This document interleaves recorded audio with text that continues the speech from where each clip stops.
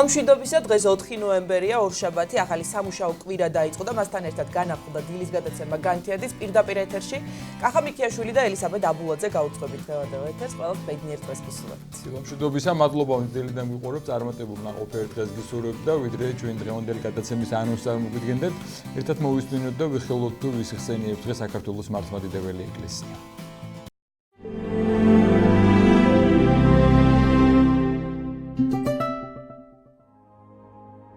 დღეს ახალი სტილით 4 ნოემბერს წმინდა მართლმადიდებელი სამოციქულო ეკლესია მოიხსენიებს წმინდა მოციქულთა სწორ ამბერგის იერაპოლელ ეპისკოპოსს, 7 ეფესელ ყრმას, მაქსიმილიანეს, იამბლიქეს, მარტინიანეს, დიონისეს, ანტონინეს, კონსტანტინეს და ექსაკუსტოდიანეს, წმინდა მოწამეებს, ალექსანდრე ეპისკოპოსს, ირაკლი მხედარს და 4 დედას, ანას, ელისაბედს, თეოდოტიას და გლიკერიას. ასევე აღნიშნავს ყაზანის ყოლაწმინდა ღვთისმშობლის ხატის ხსენებას. დღევანდელი დღის მფარველი წმინდანების ლოცვით და მეოხებით უფალმა დაიცვას და დაიფაროს სრულიად საქართველო. ამინ. ჩვენც უერთებით გილოცავთ დღევანდელი წმინდანების ხსენება. დღეს ასევე არის ხსენება ყაზანის ყოლაწმინდა ღვთისმშობლის ხატისა და ყველას გილოცავთ ამ დღეს. და რაც შეეხება სტუმრებს და თემებს, გუშინ საკვირაო წირვა ჩაატარა სრულიად საქართველოს კათოლიკოს პატრიარქმა დაძაბული დღეების ფონზე. პირველად ჰქონდა საშუალება მრევლ საზოგადოებას პატრიარქი ეხილა და ქადაგებად როგორც თავმჯდომარე ქადაგება არ იყო, ეს იყო შეგონება ძალიან მნიშვნელოვანი დეტალი და სწორედ ამ თემაზე ამ გუშინდელი საუბრის პატრიარქის მოწოდების შესახებ ჩვენთან სტუმრად მოგზაურდება და ამ თემაზე ისაუბრებს ღირსუბანში მდებარე ყოლაწმინდა ღვთისმშობლის მიძინების სახელობის ტაძრის წინამძღვარი მღვდელი დავით მექვაბიშვილი. ჩვენ ასევე ვისაუბრებთ კვირის მიმდინარე აქტუალურ საკითხებზე. ჩვენი სტუდიის სტუმარი იქნება საქართველოს საპატრიარქო საზოგადოებასთან ურთიერთობის სამსახურის ანალიტიკური ჯგუფის წევრი თეოლოგი ლევან აბაშიძე. წმინდა სინოდის ხსომის მერე კვლავ არის მითქმა გარკვეული საუბრები თუ რა კითხვებია დარჩენილი, რა არის მნიშვნელოვანი ამ სინოდის შემდგომ, როგორ უნდა იყოს საზოგადოების დამოკიდებულება. ამ თემაზე ჩვენი სტუმარი იქნება ბოლო სინოდის ხსომის მდივანი, ჭიათურისა და საჩხერის მიტროპოლიტი მეუფე დანიელი და მასთან ერთად გამეხელავთ ამ თემებს. აი ესეთი თემები გვექნება დღეს გადაცემაში, ვფიქრობ საინტერესო, დაგველოდეთ, არ გადართოთ. ახლა ამინდის პროგნოზს გავეცნოთ, ვნახოთ როგორი ამინდი გველოდება თბილისსა და სრულიად საქართველოში და დავუბრუნდებით მამა დავითთან ერთად დროებით.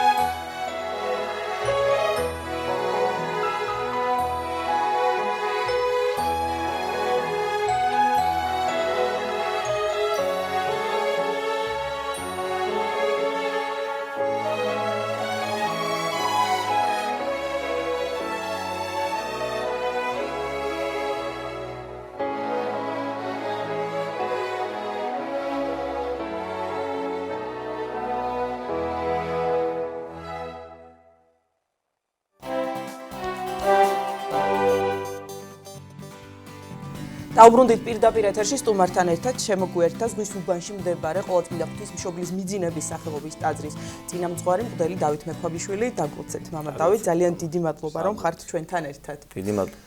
მამა დავით, აი რეზონანსული სინოდის სხდომის შემდეგ, რომელიც 31 ოქტომბერს გაიმართა, ყველა ველოდებოდით კვირის წირვას და პატრიარქის ქადაგებას და პატრიარქმა ბრძანა, რომ მას არ ექნებოდა გუშინ ქადაგება და მას ექნებოდა მხოლოდ შეგონება. პატრიარქმა მოგვიწოდა, რომ პატივივცეთ, გამუფრთხილდეთ ეკლესიას და ჩვენს ქვეყანას. ასევე პატრიარქმა გვაკურთხა, რომ გუშინ ყველას თელ ერს წაგვეკითხა ერთი თავის სახარებიდან. ჩვენ გვიდა რომ აი ამ შეგონების ირგვლივ ვისაუბროთ. ბრძოლა ეკლესიაში ზოგადად ეს არ არის უცხო. ეკლესიის ისტორიის მანძილზე ჩვენ ხედავთ, რომ მისი დაარსების დღიდანვე იწყება ბრძოლები და ეს ჩვეული მოვლენა არის. თუმცა თუ გავითვალისწინებთ ეპოქას, რომელშიც ჩვენ ცხოვრობთ, ეს არის ინტერნეტის ეპოქა და როგორც წმინდა მამები ამბობენ, აპოკალიფტური ეპოქა, არაერთი სასულიერო პირი საუბრობს ამაზე, კიდევ უფრო მტკივნეულად და მძაფრად აღიქმება ეს ბრძოლები, იმიტომ რომ თითოეული ადამიანის ყურამდე აღწევს, გულამდე აღწევს და გვაზიანებს ალბათ. აი, საინტერესო არის თქვენი აზრი, რას ნიშნავს პატრიარქის შეგონება, რამდენად მნიშვნელოვანია რომ ჩვენ ეს შეგონება მივიღოთ და გავაცნობიეროთ და დავემორჩილოთ მის უწმინდესობას. დიახ, აი ყველაფერი ესე მოკლედ მიმოვიხილეთ, გავშალოთ ეს საკითხები. ძალიან სამწუხარო რამ მოხდა. ის რომ ესე იგი აღდგა მთავარი, რომელმაც რაღაც ურჩობა გამოიჩინა და პატრიარქმა ამას ძალიან დიდი გულისწყრომა მოყვა, ეს იყო შულის კანონის უხეში დარღვევა და მთელი დადგა ერთად წმინდა სინოდის 42 წევრმა, მთავარმა და მათ შორის პატრიარქმა ძმური სიყვარულით გადაწყვიტეს რომ შეეგონებინათ და სინანულისკენ მოუწოდეს, მაგრამ არინება ჭყონდიდის ყოფილმა მიტროპოლიტმა შეგონება და რაღაც აშკარად დილისწამბრული სიტყვებით მოიხსენია ჩვენი პატრიარქი და ყველა შეგვაწწუნა ამ მოვლენამ, მთელი ერი გაერთიანდა როგორც პატრიარქმა აღნიშნა თავის შეგონებაში და მან სულ 2 წუთი ისაუბრა სამების ტაძარში, გუშინ ყველა ელოდებოდა თუ როგორ წარდგებოდა პატრიარქი ერის წინაშე, საზოგადოების წინაშე და ისევ ჩვეული სიყვარულით, არანაირი აგრესია, სიყვარულით ყველას მოუწოდა და თანადგომისთვის მადლობა გადაუხადა. მთელი ერი მართლაც შემოიკრიბა, საჭირო რომ ყოფილიყო მთელი, მე ესე მჯერავს რომ 99% დადგებოდა იქ, უბრალოდ კვირა დღე იყო, ზოგი ვერ მოახერხა თქვათ სამებაში ასვლა, მაგრამ პატრიარქმა რაც დათესა ჩვენს ერში, ეს მართლაც თვალშისაცემი არის. პატრიარქის მოღვაწეობა, მთელს ერს უყვარს ჩვენი პატრიარქი, იქ ჩვენ დავინახეთ რომ არა მხოლოდ მართლმადიდებლები, არამედ სხვა რელიგიის და კონფესიის წარმომადგენლებიც მივიდნენ პატივისცემის გამოსახატად და ჩვენ პატრიარქი გვიყვარს არა იმიტომ რომ მას მხოლოდ დადებითი თვისებები აქვს, უსაზღვრო სიყვარული ყოველას მიმართ, არ მეგულება პიროვნება რომ მას არ უყვარდეს, ყოველას ეკითხება რჩევას, ყოველას რჩევას ითვალისწინებს, ძალიან დიდი თავმდაბლობით გამოირჩევა, ძალიან დიდი სიყვარულით არის გამშვალული ღვთისა და მოყვასის მიმართ, მაგრამ ყველაზე მეტად იმიტომ ვაფასებ ჩვენს პატრიარქს რომ მან ერი ქრისტესკენ წაიყვანა. ეს არის წყემსის უპირველესი მოვალეობა, რომ ერი მიიყვანოს ღმერთამდე, ქრისტემდე და პატრიარქის აი ამ ათეულობით წლების ეს მოღვაწეობა ნამდვილად შედეგიანია დღეს რაც ჩანს, რომ ამდენი ეკლესიები, მონასტრები, სასულიერო პირები და ვის არ უნდა ჩვენი პატრიარქი. ხო, აი პირდაპირ კავშირში არის ვის არ უნდა ქრისტე, ვის არ უნდა ღმერთი. რა თქვა ისეთი პატრიარქმა, ან ვის რა დაუშავა ისეთი, რომ თქვათ, ვინმე არ მიიღო ჩვენი პატრიარქი. ეს არის მართლაც წმინდა განსახიერება ჭეშმარიტი მწყემსისა ჩვენი პატრიარქი და არავის არ ეპარება ეჭვ იმაში, რომ პატრიარქზე შეტევა ეს ჩვენს ეკლესიას თავად ქრისტეზე შეტევა არის, უფალი როდესაც არაგზავნის თავის მოციქულებს საქადაგებლად ესეთ სიტყვებს ეტყვის, რომ რომელმან თქვენ შეგიწყნაროს, მე შემიწყნარა, რომელმან თქვენ შეურაცხყოს, მე შეურაცხმყოფს.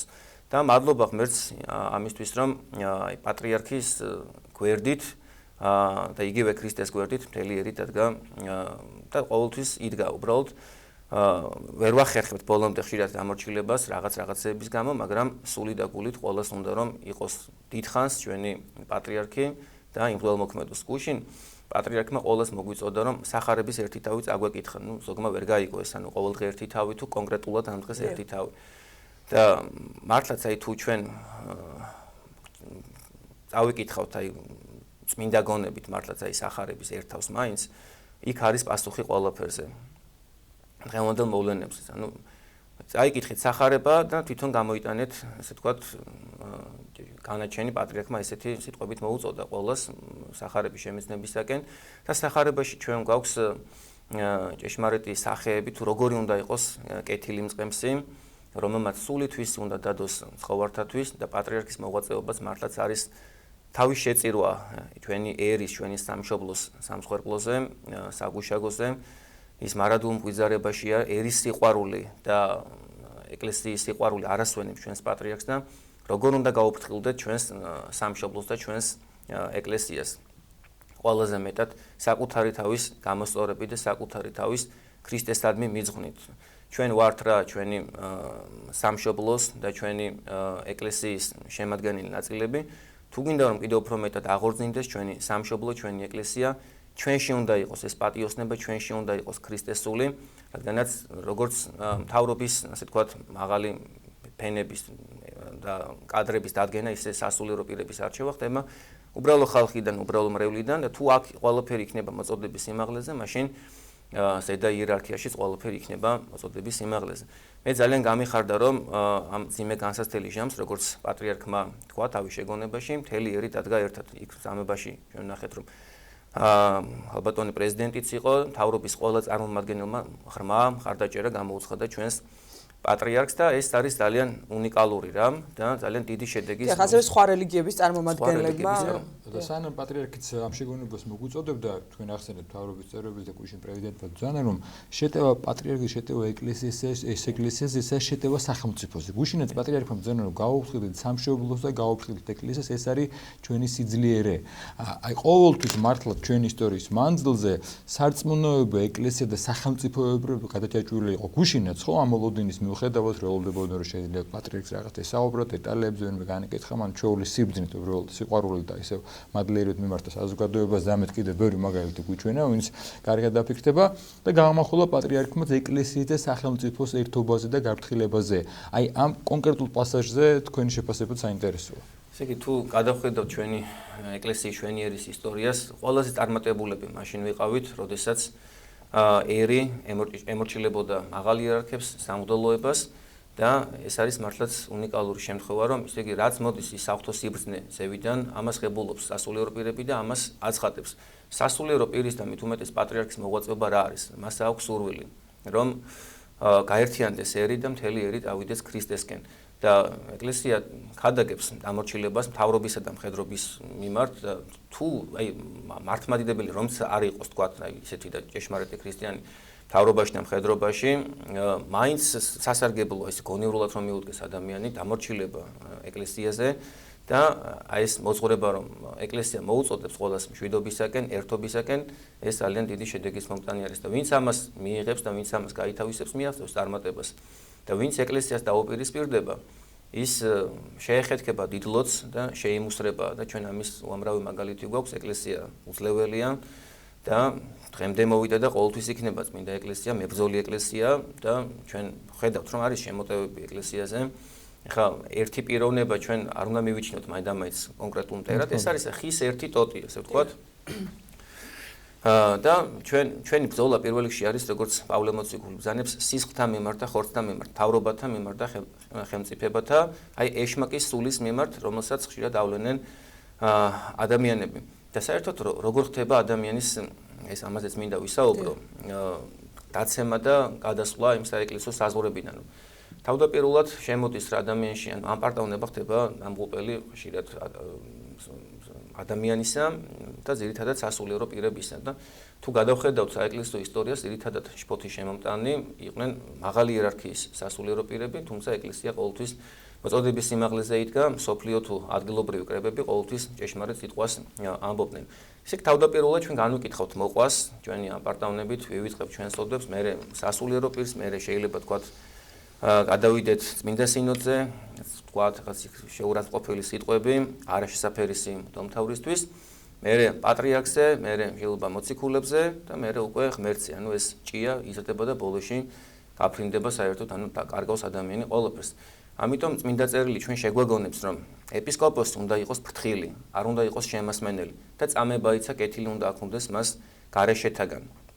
და უნდა იყოს მარადულ მღვიძარებაში, პავლე მოციქული ყოველას მოგვიწოდეს, რომ დავემორჩილოთ ჩვენს მწყემსებს, ჩვენს მოძღვრებს, რომ იგინი იღვიძებენ ჩვენი სულისთვის და მღვდელმთავრის ეს კვერთხი, რომელიც მათ უყრიათ, ნუშისაგან არის დამზადებული, რომელიც არის მღვიძარების სიმბოლო და ჩვენი ცხოვრებით, ჩვენი კეთილი ცხოვრებით, ქრისტიანული ცხოვრებით მადლობა უნდა შევწიროთ ჭეშმარიტ მწყემსთავრებს, ჩვენს პატრიარქს და მთელს ერთს მოუწოდებ ჩვენ აქეთკენ და დაუმორჩილებლობა ეს არის ამპარტავნების ყველაზე მძიმე გამოვლენა.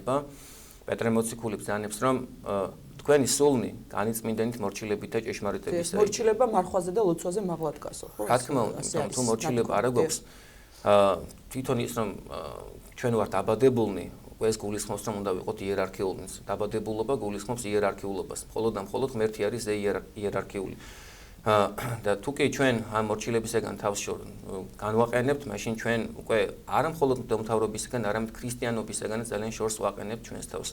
რომ ეს ქრისტეს სული, რომელიც დამორჩილდა კაცობრიობის გამოხსნა ჯვარზე ავიდა და მიიღო მძიმესი სატანჯველები ჩვენი გადარჩენისთვის, მამისეულნებას დამორჩილდა, ჩვენს გვსწავლის მორჩილებით და ყოველას მოგვიწოდებს მორჩილებისგან, რომ მორჩილება და თავმდაბლობა ეს არის საღვთომადლის და მომსვლელი ჩვენზე და აპარტავან ადამიანს შემოსწრავს ღმერთი და სული წმინდას აქვს ეს თვისება, რომ როდესაც ადამიანი არის სასულიერო პირი, აი გრიგოლ ხანძთელის ცხოვრებაში მაგალითად, რომ მას შემდეგ რაც ის გახდა სასულიერო პირი, სული წმინდის მადლმა უფრო საცნაურ იყო წმინდა გრიგოლის პიროვნება და ყველამ დაინახა ეს.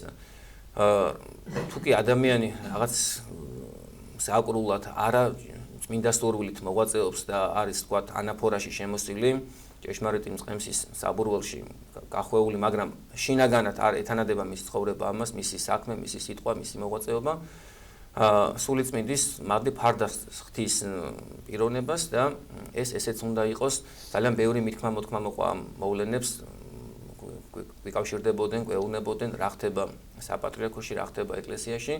რა ხდება არაფერი ისეთი, რაც არ ხდებოდა. ან არ მოხდება სამწუხაროდ. არ მოხდება, სამწუხაროდ, თუ კი 12 მოციქულში ერთ-ერთმა ქრისტე, ასე თქვათ, გასცა, თუმცა ქრისტე მის სინანულს ელოდებოდა. საკმარისი იყო ერთი სიტყვა ეთქვა იუდას და უფალი მაშინვე შეუნდობდა, მაგრამ მან ის ცხოვრება, რაც ღმერთმა მისცა, თვითონ მოისწრაფა და თავი ჩამოიხჭო. ნუ მივემსგავსებით იუდას და ყოველთვის სანამ ადამიანის სულის ხელში იმყოფება, ყველას ვინცაც აქვს ეს მოწინააღმდეგე სული, ურჩევ რომ შეინანოს და სინანული, ისედაც წმინდანები ყველაზე მეტად სინანულს იჩემებდნენ და სინანული ეს არ არის ისეთი რამ, რომ აი რაღაც შეურასმყოფელი, რომ დამნაშავე ხარ შეინანე. აი თქვენ ვინაიდან ეს პარალელი გაავლეთ მამა დავით, აი ზოგი ამბობს, რომ რატო აკურთხებს თქვათ ასეთი ესა თუ ის სასულიერო პირი, რატომ გამოირჩიეს თავის დროზე.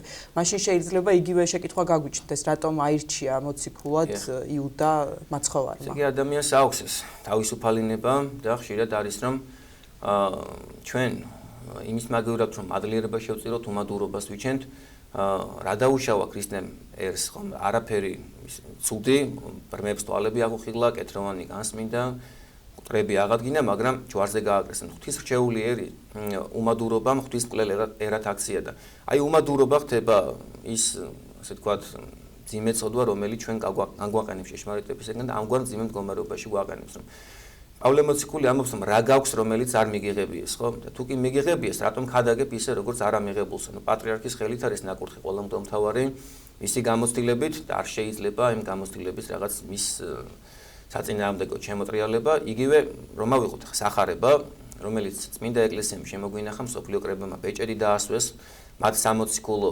წარმომავლობას და დღეს გამოდიან თანამედროვე სექტები, იღებენ ეკლესიიდან ამ წიგნს და თავისებურ ინტერპრეტაციას აძლევენ ამ წიგნს და თავისებურად განმარტებენ. ეკლესიის არის ეკლესიას შესაბამისი განმარტებაც აქვს და აი სწორედ ეს პარალელი შეიძლება გაიგოს ამ ყველაფერთან მიმართებაში. დიახ, მამა დავით, აი რაც კიდე მე გუშინდელ შეგონებას მინდა დაუბრუნდე პატრიარქის სიტყვები, რომ გაუფრთხილდეთ სამშობლოს და ქვეყანას და ის ამაშია ჩვენი სიძლიერე.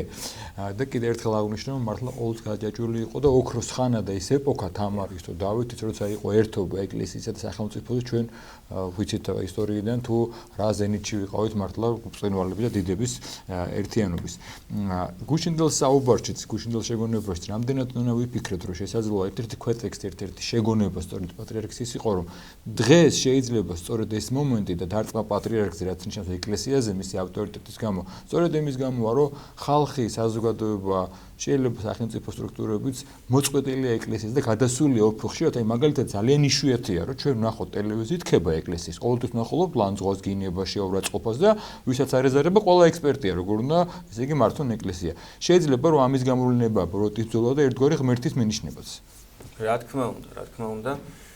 ძალიან განკითხვა, ძალიან მარტივი არის შორიდან ეკლესიის განკითხვა, შეურაცხყოფელი სიტყვების როლა, მაგრამ აი ფსალმუნის სიტყვები მინდა მოვიყვანო ეკლესიის ბრძოლების მიმართ, რომ ესე იგი რცხვენოდნენ და შეძრწუნდნენ და მართლო კუნიქცენ ყოველნი მოძულენი სიონისანი.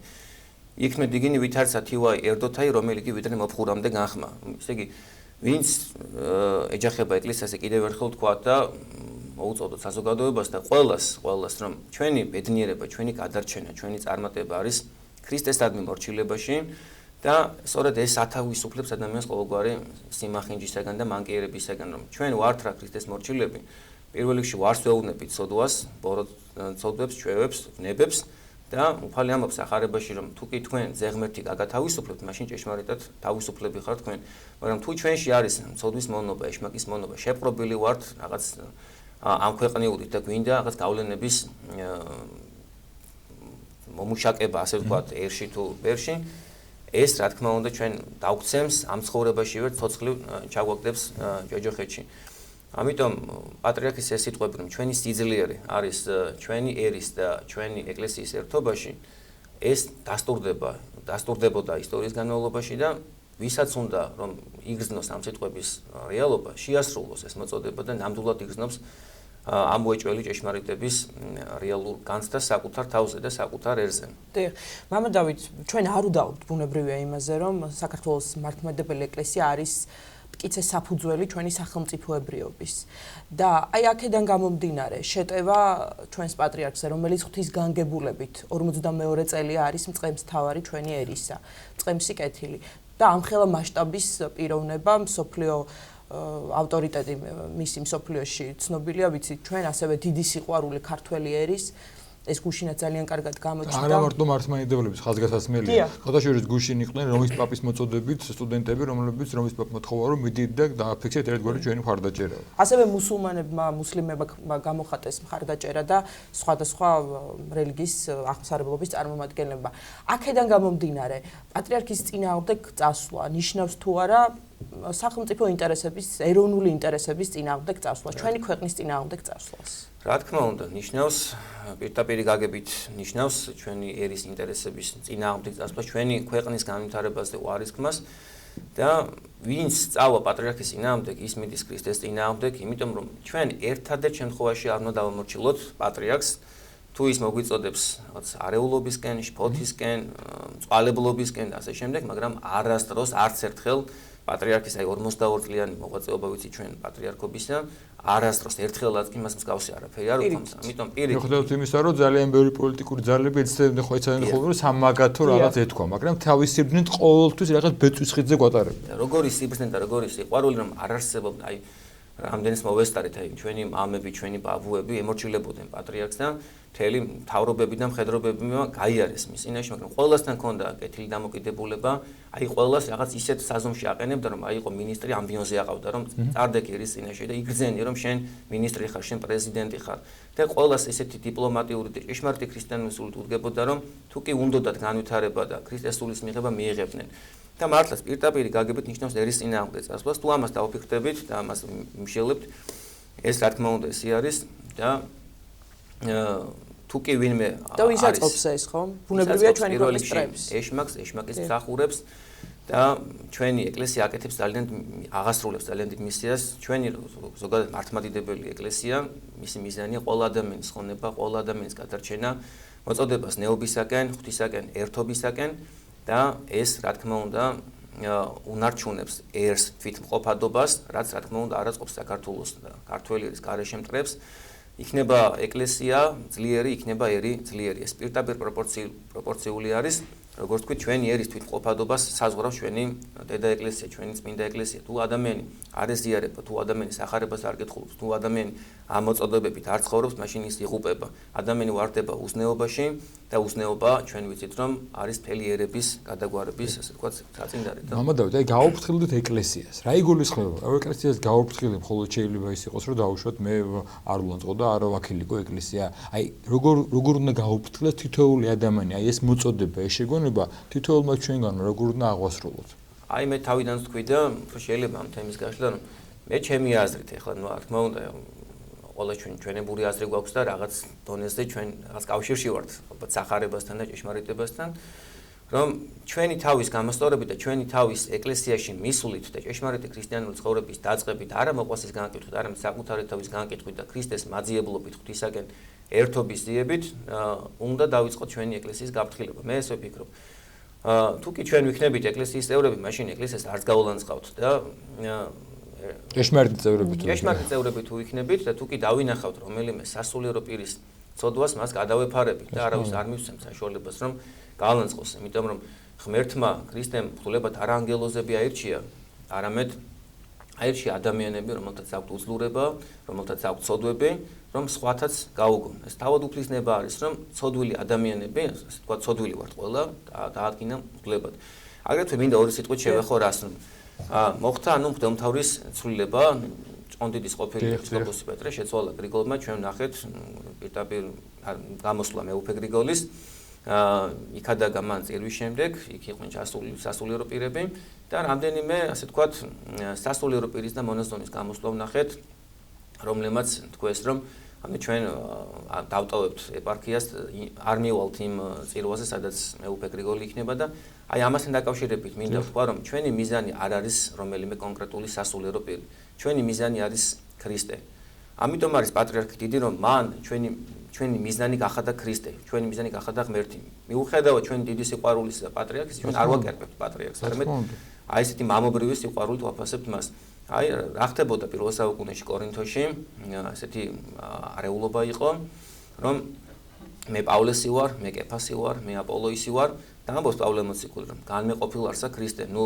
პავლე ჯვარს ეწვა თქვენთვის ანუ სახელისგან მიმართ პავლესისგან ათელიანად რომ თუ კი ჩვენ გვინდა ცხონება და გადარჩენა როგორც ვიცით წმინდა სინოდის განჩინება ღვთელმოქმედება აქვს შეჩერებული ჭყონდიდის ყოფილ მიტროპოლიტ პეტრეს ამიტომ მასთან ასე ვთქვათ ვერავინ ვერ მივა წირვაზე ამგაგებით აღსარებას ვერ ჩააბარებენ და საიდუმლოებას რა თქმა უნდა ვერ აღასრულებს დროებით თუ კი მომავალი გვიჩვენებს რა იქნება ნუ ეს ჩვენ არ ვიცით მაგრამ მე აი ძმური დაძმური სიყვარულით ეს არ არის საწყენი ყოველს მოუწოდებ ყოველს შევაგონებ რომ ნებისმიერი წირვის დროს არა კონკრეტული სასულიერო პირი, არამედ თავად ქრისტე მოქმედებს, როგორც აი რომელნი ქერუბიმთას საიდუმლო ლოცვებში წერია, რომ შენ ხარ შემწირველი და შეწირული. თავად ქრისტე არის შემწირველიც და შეწირულიც და გარეგნულ სახელს გრიგოლი იქნება, პეტრე იქნება, პავლე იქნება, ნუ მივაქცევ განსაკუთრებულ რაღაც ყურადღებას, ვისაც დაგვიდგენს წმინდა სინოდი, ეს უმაღლესი ორგანო ჩვენს ეკლესიაში, ჩვენი პატრიარქი, უფალი ვისაც დაგვიდგენს,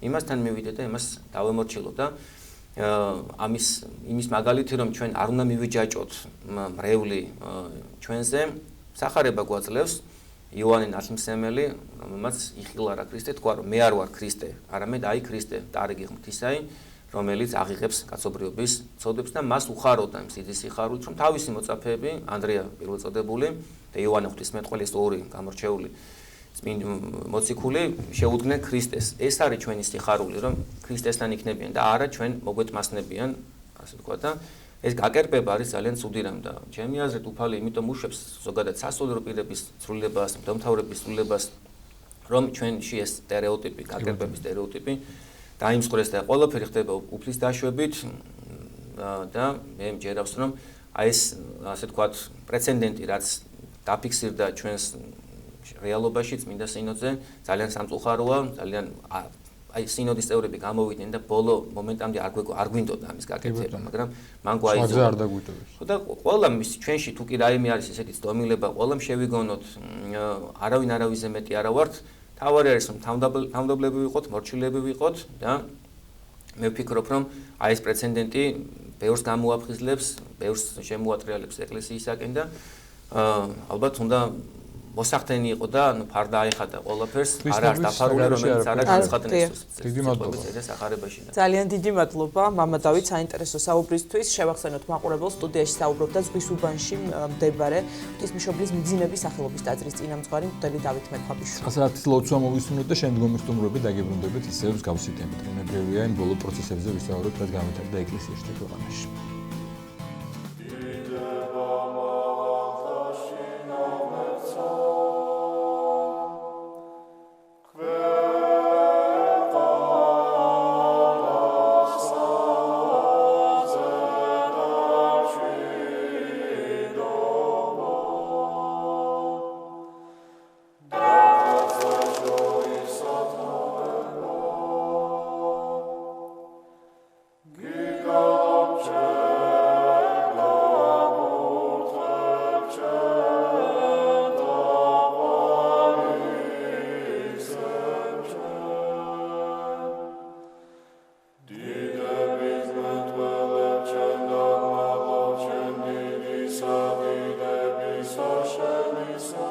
ამაო ჩვენო, რომელი ხარ ცათაშინა, წმინდა იყავ სახელი შენი, მოვედინ სუფევა შენი, იყავ ნება შენი, ვით არცა ცათაშინა, ეგრეცა ქვეყანასა ზედა, პური ჩვენი არსობისა, მომეც ჩვენ დღეს და მომიტევენ ჩვენ თანანადებნი ჩვენი, ვით არცა ჩვენ მიუტევებთ თანამდებთა მათ ჩვენთა, და ნუ შემიყანებ ჩვენ განსაცდელსა, არამედ მიხსნენ ჩვენ ბოროტისაგან.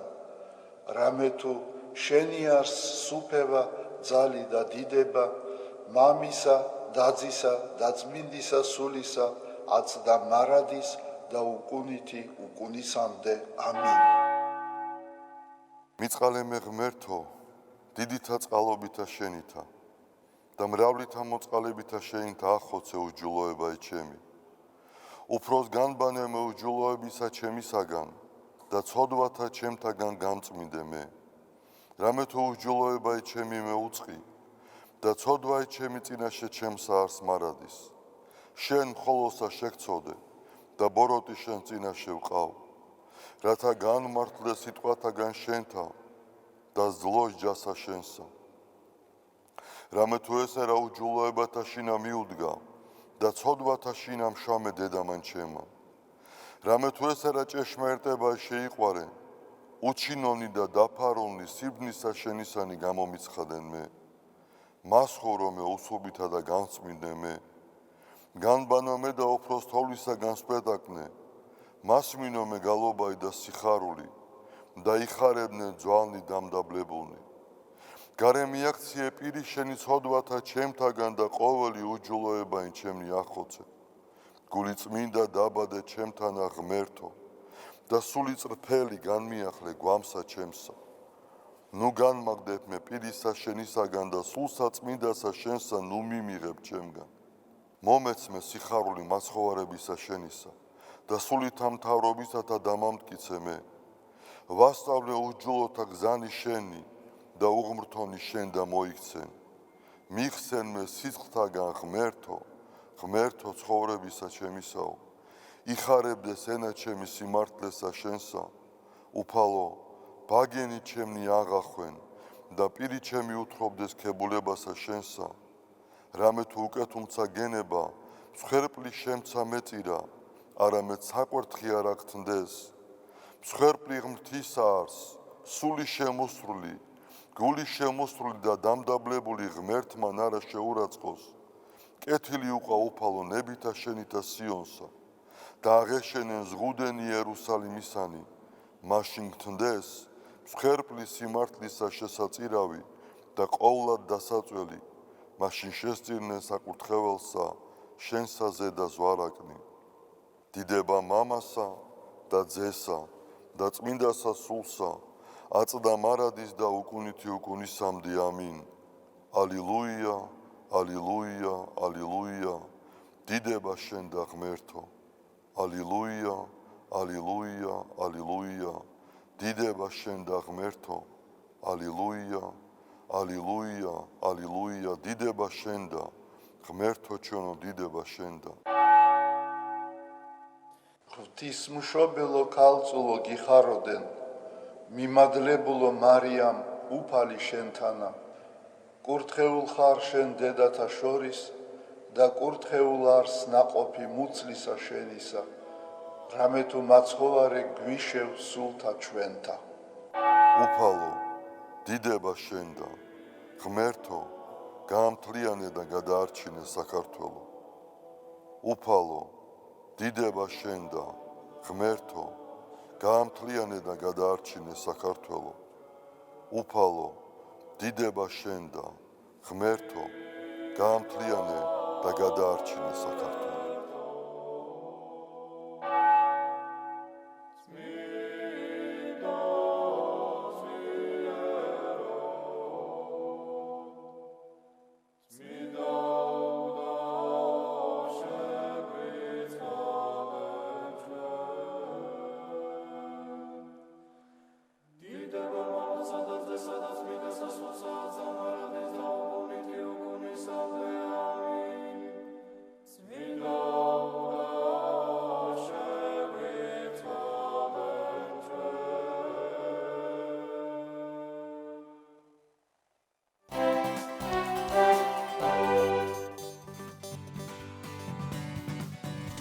ჩვენი გადაცემა გრძელდება, ბუნებრივია ჩვენ ამ დღეებში უთმობთ ეთერში და საუბრობთ იმ თემებზე, რაც ბოლოს ძალიან აქტუალურია საზოგადოებაში, ეკლესიაში, რამაც დიდი რეზონანსი გამოიწვია ბოლოს ენების ხსოვნა, განცხადებება, რაც ვისმენ ჩვენ ორივე მხარიდან.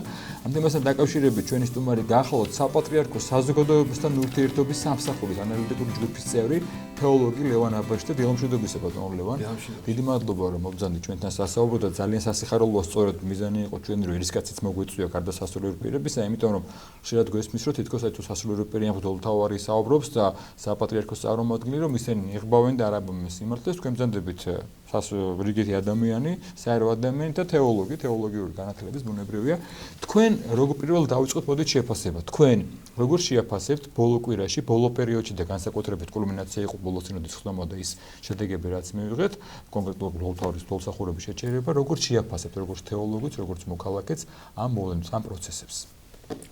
პირველ რიგში მინდა თქვა რომ როგორც ქრისტიანი ვცდილობთ რომ ვიყოთ ქრისტიანები, მე დავეყნობი სწორედ ჩვენი მოძღვრების ჩვენი ასე იგი სამღვდელოების თქვა სიტყვებს, რომელიც ხშირად გაისმის, რომ ეს ყველაფერი არის მწუხარება ეკლესიისთვის. სამწუხაროა და დასანანია ყველაფერი რაც მოხდა და პირველ რიგში ჩვენ არ უნდა გქონდეს რაღაცნაირი თქვა გაბრაზება და აგრესია, სამართლიანი რისხვა ალბათ კარგია, მაგრამ პირველ რიგში ჩვენ არ უნდა გვიხაროდეს ეს და არ უნდა ვეძებდეთ რომ გავემარჯვოთ ადამიანებზე, არამედ ის ბოროტება თუ ბოროტის სული, რომელიც შეიძლება ამის უკან დგას, ეს არის სწორედ ჩვენი მტერი. რისი თქმა შემიძლია, ასე იგი წმინდა სინოდის გადაწყვეტილებას რომ დავეყნოთ, წმინდა სინოდმა ორივე ეს აქციელი ჩვენი უმაღლესი მღვდელმთავრების დაგმო,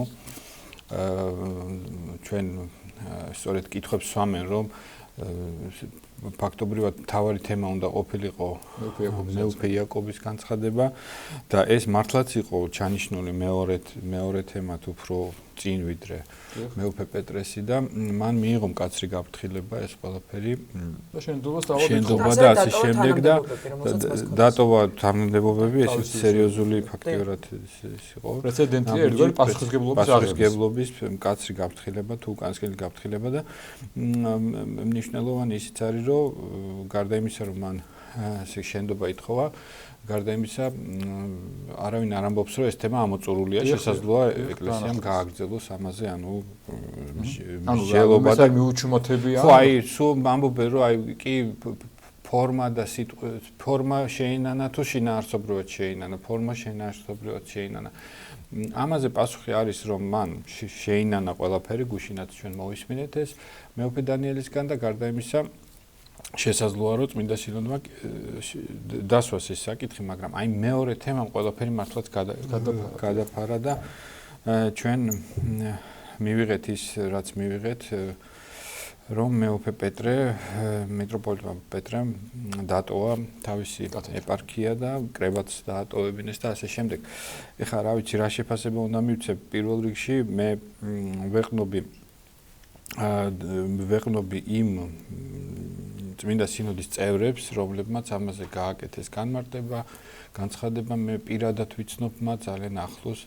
მეუფე ნიკოლოსთან სულ ერთად ვიყავით მრევლში და ჩემ კურსზე სწავლობდა და მე სრულად მჯერა მათი რომ ისინი რასაკვირველი არაფერს არ იგონებენ, არაფერს არ უმატებენ, პირიქით არ ბილებენ იმას, იმიტომ რომ აი ჩვენ რაც მოვისმინეთ მეუფე ნიკოლოსმა მაგალითად რაც თქვა რომ ის იყო უხამსობა და თვითონაც განმარტა რომ უხამსობაში იგულისხმებოდა ისე ის სიტყვები და ის რომლებიც იყო ნათქვამი რომ ეს ყველაფერი მართლაც წუხარებას იწვევს და მე მგონი აქ ორი აზრი არ უნდა იყოს ხა რომ ვის მხარეზე არის სიმართლე ვთქვათ ამ 42 თუ 43 უმაღლესი ღვთელმთავრის რომელმაც ერთსულოვნად მიიღეს ეს გადაწყვეტილება თუ მეუფე პეტრეს მხარეს და კიდევ ერთხელ მინდა ვთქვა რომ ფაქტობრივად მეუფე პეტრემ სხვა გზა აღარ დაგვიტოვაო ეს იყო ნათქვამი და კიდე იყო ნათქვამი ის რომ თვითონ უწმინდესმა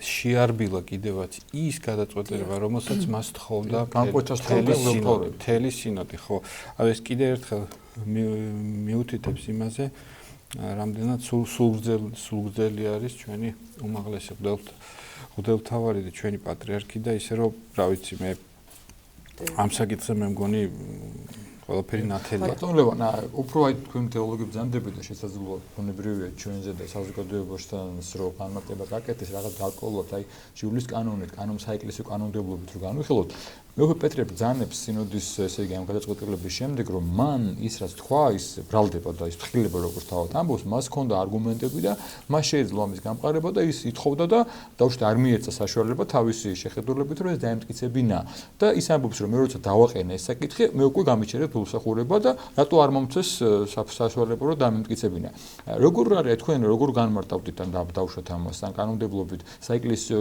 კანონმდებლობით ჯვრის კანონით როგორ არის რომ მას მანამდე უნდა წარადგინა ეს სამხილებელი საბუთები თუ მოწმეები როგორ ბრძანებს თუ ეხლა რომ უკვე რომ შედგა და 2 საათის შემდგომ ძალიან დაძაბული პროცესის მიერ და გაუჩერეს და მე რეიზახის ეხლა მომაყვანებ და ეხლა დავამტკიცებ ისეთ რა ეს ამ კითხვას მე დავყოფთი მინიმუმ 2 ნაწილად თქვა ერთი რაც ასევე ჩვენ გავიგეთ უკვე პასუხი რომ ყველა მიცის წმინდა სინოდში და მათ შორის მეუფე პეტრემ რა წესი აქვს ამ ყველაფერ ასე ვთქვათ ნებისმიერი საკითხის დასმას რომ არსებობს ვთქვათ ზნეობრივი კომისია იქ შეიძლება მისულიყო ვთქვათ ყველაფერი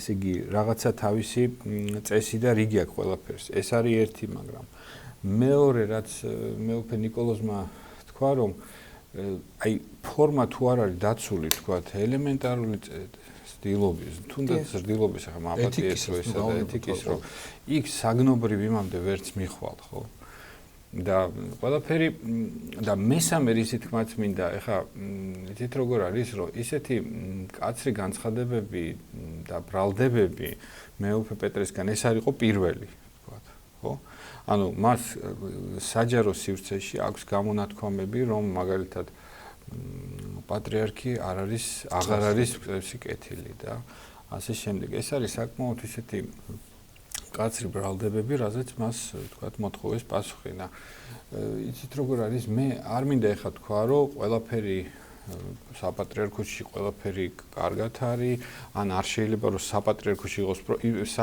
იცით რა იმაზე მე არც მინდა საუბარი იმ ბრალდებებზე რაც ის ამბობს აი მეუფე დანიელი გუში რომ გამოვიდა მე მენიშნა ძალიან ახლოს ვარ მე ჩემი მოძღვარია მეუფე დანიელი და ძალიან მენიშნა რომ ამაზე საუბარიც კი ასე ვთქვათ არ გვინდა ჩვენ მაგრამ თუნდაც ავიღოთ იმაზე რომ აი არის თუ არა საპატრიარქოში პრობლემები არის თუ არა თქვათ რაღაც კორუფციის ნიშნები ან რაღაცა არავინ არ ამბობს რომ ამაზე უნდა გავჩუმდეთ არავინ არ ამბობს რომ ამაზე არ უნდა ვისაუბროთ არავინ არ ამბობს რომ თქვათ იგივე გაისმა რომ პატრიარქს აქცევენ კერპად მე არ ვიცი პატრიარქს კერპად ვინ აქცევს იმიტომ რომ ბუნებრივია რომ მისადმი არის უდიდესი პატივისცემა ეხლა 42 წელია ის არის ჩვენი პატრიარქი, მაგრამ კრიტიკით ვინ არ გამოსულა, ასე ვთქვათ, მეც კი გამოსულ ვარ საპატრიარქოს გარკვეული კრიტიკით, მაგრამ ეხლა აი რაღაცა ხო არსებობს რაღაცა ფორმა და წესი. ის რომ შვიდად, კიდევ ერთხელ რომ შვიდად და ყველა ეთიკური ნორმების დაცვით, მას რომ წარედგინა ეს რაც უნდა ბრალდება, ნებისმიერი ბრალდება. რაც მას გონია და მას თქვათ არავინ არ მოусმინა სინოდზე და შემდეგ გამოსულიყო საჯაროდ ეს კიდე რაღაცნაირად შეიძლებოდა რომ მიგვეყო. დიახ.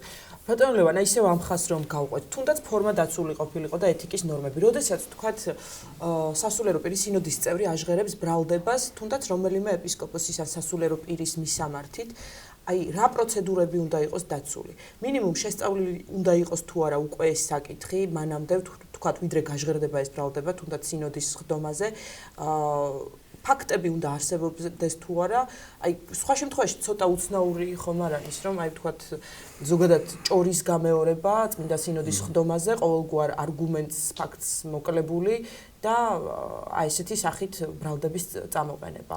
ნუ ასე გამოჩნდა ყოველ შემთხვევაში ჩვენთვის საზოგადოებისთვის ასე გამოჩნდა ის ყველაფერი რაც დავინახეთ, რომ ეს იყო ბრალდება უარგუმენტოდ, უფაქტოდ და უბრალოდ იყო რაღაცა გამეორება ვიღაცის ნათქვამის შეიძლება. ეს გაამყარა საზოგადოებაში იმ მოვლენამაც და პირველმა აღნიშნა, რომ მეუფე პეტრემ ეს ყველაფერი განცხადება გააკეთა მას შემდეგ, რაც მას შეუჭერდა გლოსახურება. ანუ მანამდე სანამ მას ჰქონდა მმართველობის პრივილეგია და დაუშვათ თანამდებობა თუ რაღაც უპირატესი მსახურების უფლება, მანამდე საჯაროდ ამას არ იძახდა და მხილება მან მოახდინა მასმე, რაც მას უკვე დაატოვებინეს სინოდში.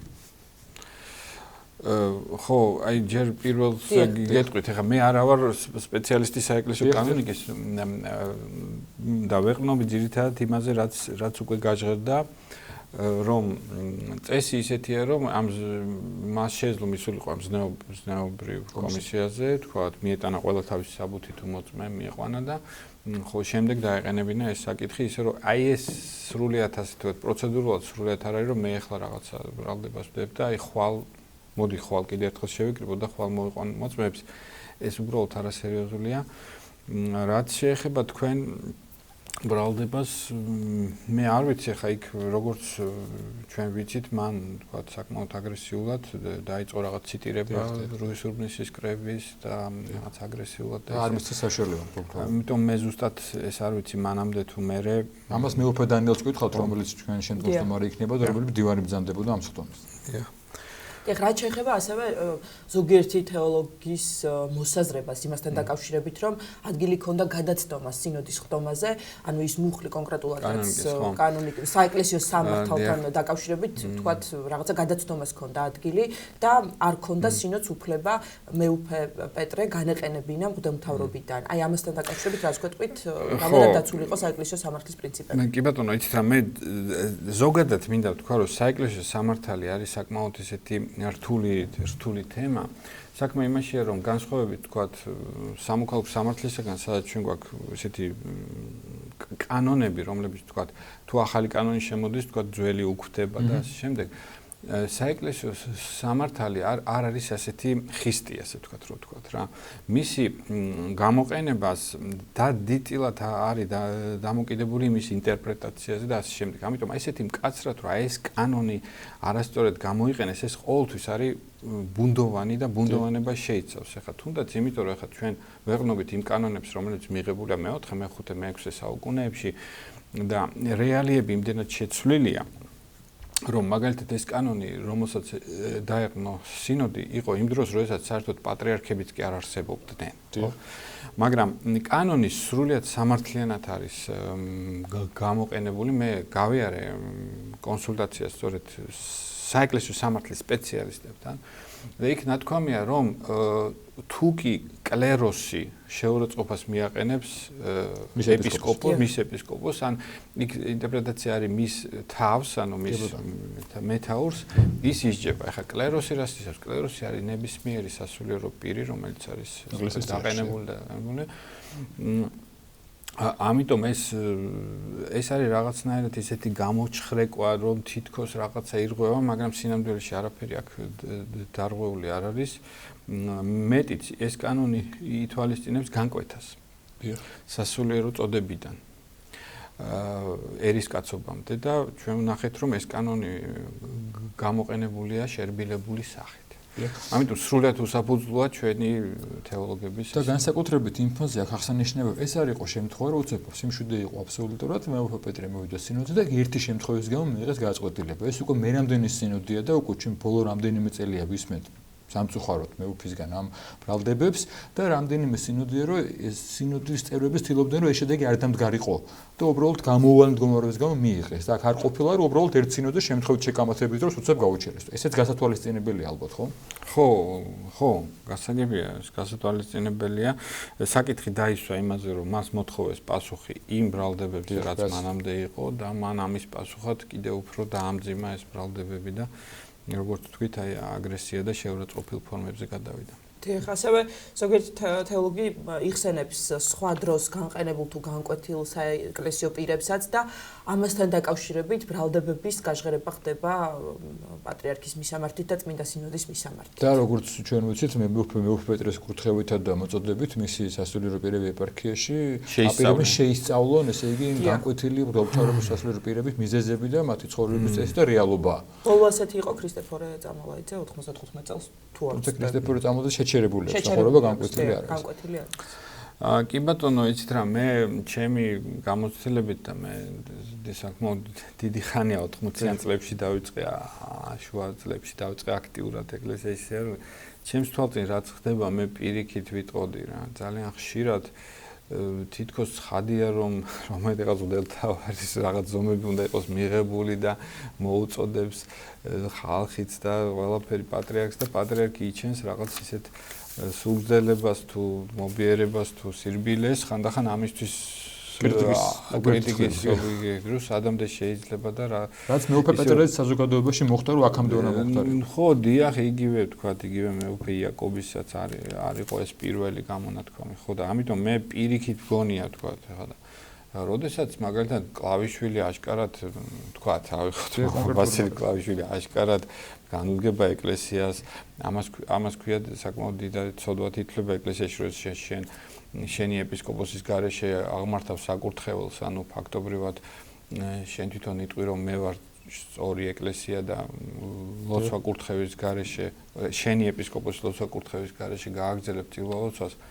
ეხა იქ არ განკვეთო ეს უკვე რაღაც ხო, მან რაღაც თავის ეკლესია და აარსა და რაღაც წინამძღვარი ეპარქია და ასე შემდეგ. ხო, ამიტომ მე არ ვიცი, კი ბატონო შეისწავლონ და ბატონო, ასე მეკითხოთ ძალიან ხშირად ის კითხვა საზოგადოებაში და მინდა ვესარგებლო შემთხვევით თქვენ ძანდებით თეოლოგი და ბოლო პერიოდში ეს უწორი დაიმაღეთ ეგრეთ წოდებული ციენდის საქმის შემდეგ და მეუფე პეტრეს ამ რადიკალური განცხადების შემდეგ ძალიან ბევრი თეოლოგი გამოჩნდა, რომლებიც თითქმის ყოველდღიან კვირაში ორჯერ სამჯერ სხვა გადაცემებში არიან მიწვეულნი და არიან დაკავებული ძირითადად ყოველ შემთხვევაში მე რაც მომისმენია ეკლესიის კრიტიკით, სასულიერო პირების კრიტიკით, ღვთაების კრიტიკით, პატრიარქის კრიტიკით, თეოლოგის საქმე. აი სიტყვა თეოლოგი განმარტოთ რას ნიშნავს და თეოლოგის ფუნქცია და საქმიანობა რა არის. და არის თუ არა თეოლოგის საქმიანობა და თეოლოგის ფუნქცია, რომ ის დაკავებული იყოს საპატრიარქოში ვინ რას აკეთებს, ვინ რა თანამდებობაზეა, ვინ რას მართავს და ვინ რა უნდა აკეთოს.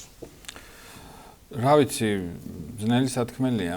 ზოგადად ესე იგი თეოლოგია, მე ადრე მეცნიერებაში ვიყავი, ფიზიკოსი ვიყავი და თეოლოგია მოკლედ რომ ვთქვათ, აი რომ შევადაროთ მეცნიერებას, ასე ვთქვათ.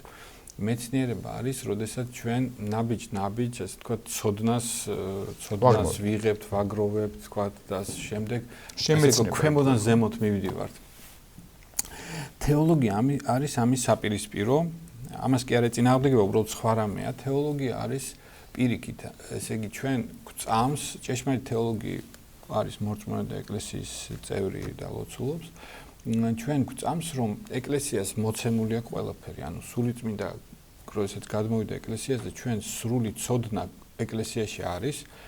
თეოლოგის მიზანი არის, რომ მან ეს ცოდნა გადმოსცეს ადამიანისთვის გასაგებ ენაზე, ანუ ჩვენთვის გასაგებ ენაზე და ძალიან საინტერესოა, რომ თეოლოგია სწორედ ვითარდებოდა იმ საკითხებზე, რომელსაც სვამდნენ მწვალებლები. ნახეთ მაგალითად სამების თეოლოგია, აი წმინდა ბასილი დიდი წერს, რომ მეო აი ის რასაც მე გადმოვეცი ჩემ თეოლოგიაში სამების შესახებ, ეს ჩემმა მშობლებმაო მე მომაწოდესო და ეკლესია ეს მქონდა ჩემში იყო. უბრალოდ მან თავისი ეს უდიდესი სიწმინდე, უდიდესი ცოდნა, რომელიც მას ჰქონდა ბერძნული ფილოსოფიის, მან გამოიყენა იმისთვის, რომ აი ეს ცოდნა გადმოეცა, ასე ვთქვათ, სიტყვებით. ანუ თეოლოგია პირიქით მოდის, ასე ვთქვათ და ასევე ძალიან მნიშვნელოვანია, რომ თეოლოგს უნდა ჰქონდეს რაღაც სიმდაბლე, რომელიც უნდა ჰქონდეს ნებისმიერ ქრისტიანს და ეს სიმდაბლე ნიშნავს, რომ სიბრძნე ღვთისა უსასრულოდ მეტია ვიდრე ჩემის, რაც არ უნდა მე ცოდნა მქონდეს, რაც არ უნდა მე წმინდა ცხოვრება მქონდეს, ღვთის სიბრძნე არის უსასრულოდ დიდი ჩემს სიბრძნეზე და ამიტომ აი ესეთი ძალიან მნიშვნელოვანია, რომ ეს თეოლოგს ჰქონდეს აი ამის მუდმივი განცდა, რომ შენ მხოლოდ რაღაცა იმ ცირედს, რასაც შენი გონება და შენი ის მიწვდება და შენი ცოდნა, იმას შეგიძლია გახსნა და ასე ვთქვათ, განმარტო. ეხლა რაც შეეხება აი ამას, ეს ჩემი აზრით უფრო ესეთი კრიტიკა და რაღაცა უფრო არის შეიძლება ადამიანი იყოს ვიწრო სპეციალისტი, რა ხდება კონკრეტულად ეკლესიაში, თქვათ იქ აი ჟურნალისტური გამოძიების რაღაც მასზე და ამაში შეიძლება მას დაეხმაროს თქვათ თეოლოგიის ცოდნა, ეკლესიის ისტორიის ცოდნა და თქვათ კანონიკის ცოდნა იმისთვის რომ ეს გახსნას, მაგრამ აი ესეთი კადნიერებით, რა ვიცი, თქვა რომ აი მე ზუსტად ვიცი რომ ეს ესეა და არა ისე და რაღაცა მე ჩემთვის ეს მიუღებელია, მე არც ამაქვს დიდი პრეტენზია რომ თქვათ ისეთი თეოლოგი ვარ, მე ახლა ფიზიკას ნაწილობრივ ფიზიკასაც დაუბრუნდი, არც იმდენი დრო მაქვს, არც ეს საშუალება. უბრალოდ მე მინდა რომ ის თუ კი რამე მეცოდნა მაქვს თეოლოგიაში, თუ კი რამე მეცოდნა მაქვს ეკლესიაში, იმიტომ რომ დიდი ხანია ვარ საქართველოს ეკლესიის წევრი, მინდა ეს უბრალოდ რაღაცნაირად აი თქვენ მივაწოდო. თქვენ ბრძანეთ რომ თეოლოგი პირველ რიგში უნდა იყოს ეკლესიის წევრი და ეკლესიური, თუმცა დღეს ჩვენ ხედავთ აი ცნობილ თეოლოგებს, რომლებიც ცნობილ ჭალებს, რომლებსაც ხედავთ ხშირად, რომლებიც დაუფარავად იძახიან, რომ არც ეკლესიის წევრი არიან და შეიძლება არც ამით დიდად ქრისტე. და მაგრამ საუბრობენ იმაზე, რომ ესე უნდა იყოს და ესე უნდა იყოს და ესე უნდა გაჯანსაღდეს, ანუ მათი ზავი არსებობს ესეთი მეცნიერება, რომელსაც ქვია რელიგიათმცოდნეობა. კი ბატონო. რელიგიათმცოდნეობა დაიბადა, როდესაც თქვათ ევროპელებმა აღმოაჩინეს, ასე ვთქვათ, რომ არსებობს უამრავი სხვადასხვა აღმოაჩინეს, როგორ თქვათ, როდესაც კოლონიალიზმის პერიოდში, როდესაც ნახეს უამრავი სხვადასხვა რელიგია, ეთნოგრაფიული, ეთნოლოგიური მეთოდებით, ისტორიოგრაფიული და ეთნოლოგიური მეთოდებით დაიწყეს შესწავლა სხვადასხვა რელიგიის და შემდეგ შემოუბრუნდნენ თვითონ ქრისტიანობა. წინათ ესეთ დაყოფა იყო, რომ თეოლოგია, პირობითი დაყოფა იყო, თეოლოგია ქრისტიანობა შეისწავლის, ხოლო რელიგიათმცოდნეობა ყველა სხვა რელიგიას, მაგრამ შეიძლება ამ რელიგიათმცოდნეობითი მეთოდებით ისევე შეისწავლო ქრისტიანობა, რატომაც არა. და ჩვენც თეოლოგებიც ვიყენებთ აი ამ მეთოდებს, მაგრამ იცით რა, ეს არის ძალიან სიღრმისეული, რომ მაინც თუ გინდა შენ რომ თქვა ჩასვდე ღვთის სიბრძნეს, გარკვეულ ზომაზე, რასაკვირველია გარკვეული ნონით და ისა შეუძლებელია ეს თუ შენ თვითონ ერთ-ერთი ნათქვამია, რომ ვინც არ ლოცულობს სწორად, ის ვერც ითეოლოგებს, ვერც თეოლოგიას ვერ. ბატონო ლევან, აი თქვენ ბრძანეთ, რომ 80-იანი წლებიდან ხართ საქართველოს მართლმადიდებელ ეკლესიასთან უკვე დაკავშირებული და მეტნაკლებად იცნობთ პროცესებს, რაც მიმდინარეობს ეკლესიაში. თვითონ პატრიარქმა ბრძანა ახლა 31 ოქტომბერს გამართულ სხდომაზე, რომ მიუხედავად იმისა, რომ ჩემთვის არაერთხელ დაუმძიმებიათ ჯვარი, მე არასდროს მიფიქრია ვინმეს დასჯაზე. მე ყოველთვის თქვენს დახმარებაზე ვფიქრობ. ბუნებრივია ყოფილა მომენტები ღალატის ალბათ და ბევრჯერ უტკენიათ პატრიარქისთვის გული, ეს არ არის პირველი შემთხვევა, ბევრჯერ დაპირისპირებიან ეკლესიას, მაგრამ აი ხა დღეს ცოტა სხვა პროცესები მიდის, იმიტომ რომ ამ ყველაფერმა საჯარო სივრცეში გადმოინაცვლა, არის ინტერნეტი, არის მედია საშუალებები და ამ ყველაფერს ჩვენ ვხედავთ. აი თქვენი დაკვირვებით ბუნებრივია, ამიტომაც დღეს შეიძლება უფრო მტკივნეულად აღიქვამს ამ საზოგადოებას, ამ ყველაფერს საზოგადოება. თქვენი დაკვირვებით რას მიყავს ეს ადამიანები, ვინც აი გარკვეული პატივის ვერ მიმღები აღმოჩნდებიან ხოლმე და აი ამ პატივში მყოფი ადამიანების შემდეგ მიდიან ეკლესიის საწინააღმდეგო და უპირისპირდებიან ეკლესიას და პატრიარქს. აი რა შეიძლება აერთიანებდეთ ამ ადამიანებს? თქვენი მოსაზრება საინტერესო იქნება, როგორც თეოლოგი. თქვენი კითხვა რას ეხება, რატო ხდება ესეთი? ანუ დიახ, აი იმ ადამიანებს, ვინც უპირისპირდება ეკლესიას, მიდის პატრიარქის წინააღმდეგ, აი ამ წლების განმავლობაში, რა შეიძლება იყოს მიზეზი ამისა? რას მიხავს ეს ადამიანები აი ამ მდგომარეობამდე? იცით რა, მე შესაძლოა ხშირად ალბათ ადამიანს აქვს კეთილის ზრახვები. თქვათ, მე არ ვამბობ, რომ ეხლა ყველა ვინც გამოდის კრიტიკით აუცილებლად რაღაც ბოროტი ზრახვები აქვს, ხო? მე მესმის, რომ შეიძლება ადამიანი ხედავდეს პრობლემებს და უნდოდეს მასი გამოსწორება. ერთ-ერთი კრიტერიუმი ის არის, რომ და ეს იგრძნობა, რომ ვინც თქვათ, იგივე იმავე ეკლესიას აკრიტიკებს, მას უნდა რომ იხილოს ეკლესია ჯანმრთელი, ძლიერი და ასე თქვათ წმინდა, თუ ის აკრიტიკებს, იმიტომ რომ მას რაღაცნაირად მტრობა აქვს მის მიმართ. მე მინდა ვთქვა, რომ ადრე პირიქით იყო სიტუაცია, ჩვენ რაღაცნაირად ზედმეტად გვეუბნებოდნენ, რომ არ შეიძლება განკითხვა, არ შეიძლება მღვდლის განკითხვა, არ შეიძლება ეპისკოპოსის განკითხვა, შეიძლება ზედმეტით კი მოგვივიდა ჩვენ და ძალიან ხშირად გროვდებოდა რაღაცნაირი აი ამ კრიტიკის საშუალება რაღაცნაირი კონტაქტი იერარქიასა და მრევლს შორის მრევლში გროვდებოდა უკმაყოფილება გარკვეული კრიტიკა საჭიროა ალბათ ჯანსაღიც არის და უნდა უსმინოს ასე იერარქმა უმაღლესი ღვთის წინაშე ჩვენ ყველა ერთნი ვართ უნდა უსმინოს ალბათ ჯანსაღთა სწორ კრიტიკას მაგრამ ჩვენ ხედავთ რომ არის ზოგიერთი კრიტიკა არის მართლაც წრეგადასული და არგუმენტების გარეშე და ჩვენ უნდა გავარჩიოთ თქვათ რომ ეს არის კრიტიკა იმისათვის რომ გამოსწორდეს სხვადასხვა აზრი ეკლესიაში უნდა არსებობდეს ამას პავლე მოციქულიც გვეუბნება რათა საუკეთესო გამორჩეს არავინ ამას დღეს არ უარყოფს მაგრამ ჩვენ უნდა ვიყოთ რომ კრიტიკა არის კეთილი განზრახვით და თუნდაც ცდებოდეს ვინც კრიტიკოსი მას შინაგანად კეთილი განზრახვა აქვს რომ გამოასწოროს სიტუაცია თუ ის უბრალოდ ებრძვის ეკლესიას ეს ალბათ უნდა გავარჩიოთ.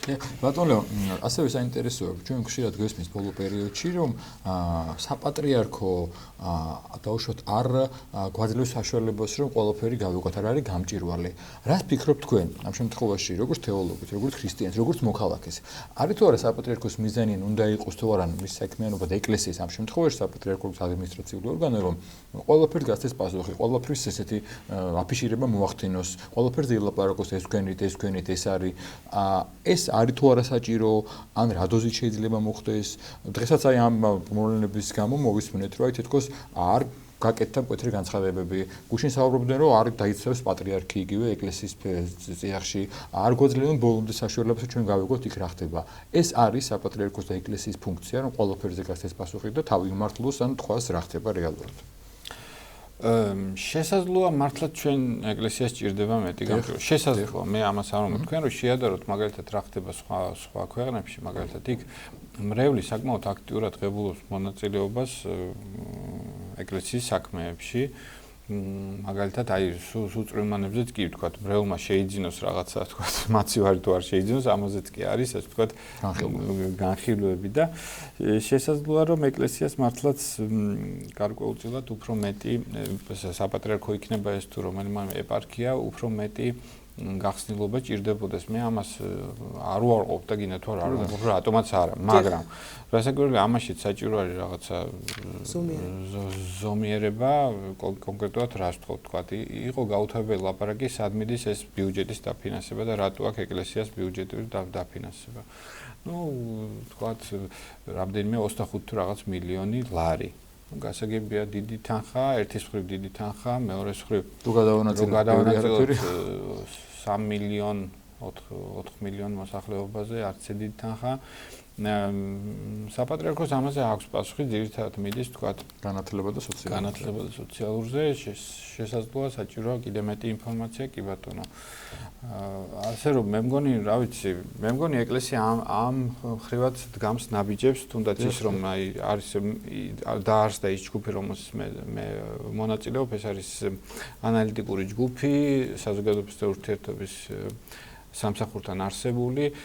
ჩემი აზრით ამ მიმართულებითაც იდგმება ნაბიჯი. დიახ, აი გამჭირვალეობას რაც ეხება გუშინ მეუფე პეტრემ გააჟღერა ესეთი მოსაზრება, რომ აი მომდევნო სინოდის ხდომა უნდა გადაიცეს პირდაპირ ეთერშიო და ტელევიზია ერთსულოვნების საშუალებითო ესე თქვა თქვენი მოსაზრება საინტერესოა ის ამასთან დაკავშირებით. მე ეს გავკადნიერდები და ვიტყვი რომ ეს სხდომა, რომელიც ახლა იყო რომ ჩაწერილიყო. ნეტარჩეთ და რომ გადაცემულიყო, მე მგონი მეუფე პეტრესთვის არ იქნებოდა ნამდვილად სახარბილო მე ესეთი და მე მგონი რომ მართლაც რომ იყოს ეს ჩანაწერები შეიძლება უკეთესი იყოს თვითონ სინოდისთვის. დიდი მადლობა ბატონ ლევან საუბრისთვის, შეგახსენებთ გვესაუბრებოდა თეოლოგი ბატონ ლევან აბაშიძე, ჩვენ მცირე ვიდეო ტეხრის შემდგომ უკვე შემოგვიერთება მეუფე დანიელი, რომელიც ძანდებოდა ბოლო სინოდის ხობის დივანი და მისგან შევიწყოთ უფრო მეც. დროებით.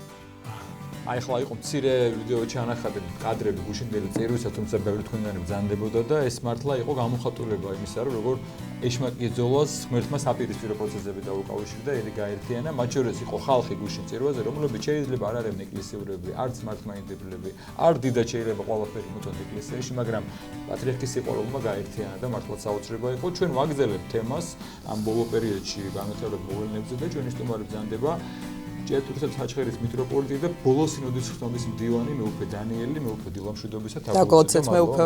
დიდი მადლობა რომ გვესტუმრეთ. დილამშვიდობისა ღმერთმა დაგლოცეთ. ჩვენ ბოლო პერიოდში ამ ხტომის შემდგომ ვისმენთ განმარტებებს ორივე მხრიდან, როგორც მეუფე პეტრეს მხრიდან, ასევე მღვდელმთავრები ჩვენთანაც ბრძანდებიან სხვადასხვა გადაცემებში და განსაკუთრებით საინტერესოა თქვენი მოსმენა, თქვენ ბრძანდებოდით მდივანი ამ ხტომის და ბუნებრივია ყველა დეტალი კარგად იცით რა იყო, როგორ იყო. კიდევ ერთხელ მეუფე რო შევეხოთ მეუფე პეტრეს თემას, რაც ძალიან სამწუხაროა და ჩვენ ამაზე ვსაუბრობთ, რომ ეს არ მგონია ვინმეს გაუხარდა რა შედეგიც მივიღეთ, დიდი გულის ტკივილით მოხდა. როგორ წარიმართა პროცესები მეუფე დანიელ? რამ გამოიწვია, რომ როგორც მღვდელმთავრება ბრძანის, სინოდს აღარ ქონა სხვა საშუალება, რომ ეს გაწყვეტილება არ მიიღო? აუცილებლად მინდა ვთქვა, რომ სინოდი მოწეული იყო ერთი მთავარი მიზნით, რომ ეკლესიის წევრის მხრიდან რაიმე არაკორექტული და მით უმეტეს ესეთი სერიოზული დარღვევის შემთხვევები, რომელიც ბოლო პერიოდში სამწუხაროდ გახშირდა, რომ აი სინოდს მოეწოდებინა, რომ სასულიერო პირები დაფიქრებულიყვნენ ამაზე და გამოეხატათ სინანული. აი ეს იყო, თუ შეიძლება ესე ითქვას, იდეა ამ სინოდის.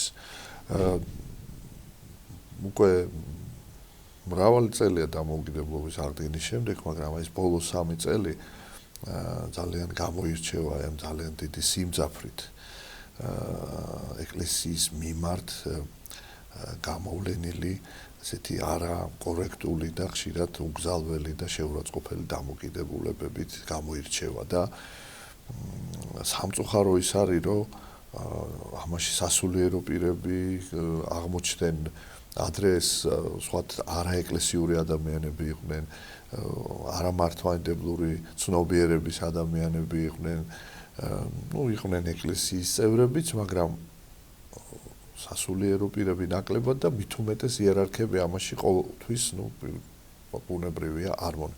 აი ბოლო 3 წელი გამოჩნდნენ იერარქები და ამან ძალიან დაძაბა ვითარება, ეკლესია ძალიან განიცდიდა, რასაკვირველია პირველ რიგში პატრიარქი და სინოდი და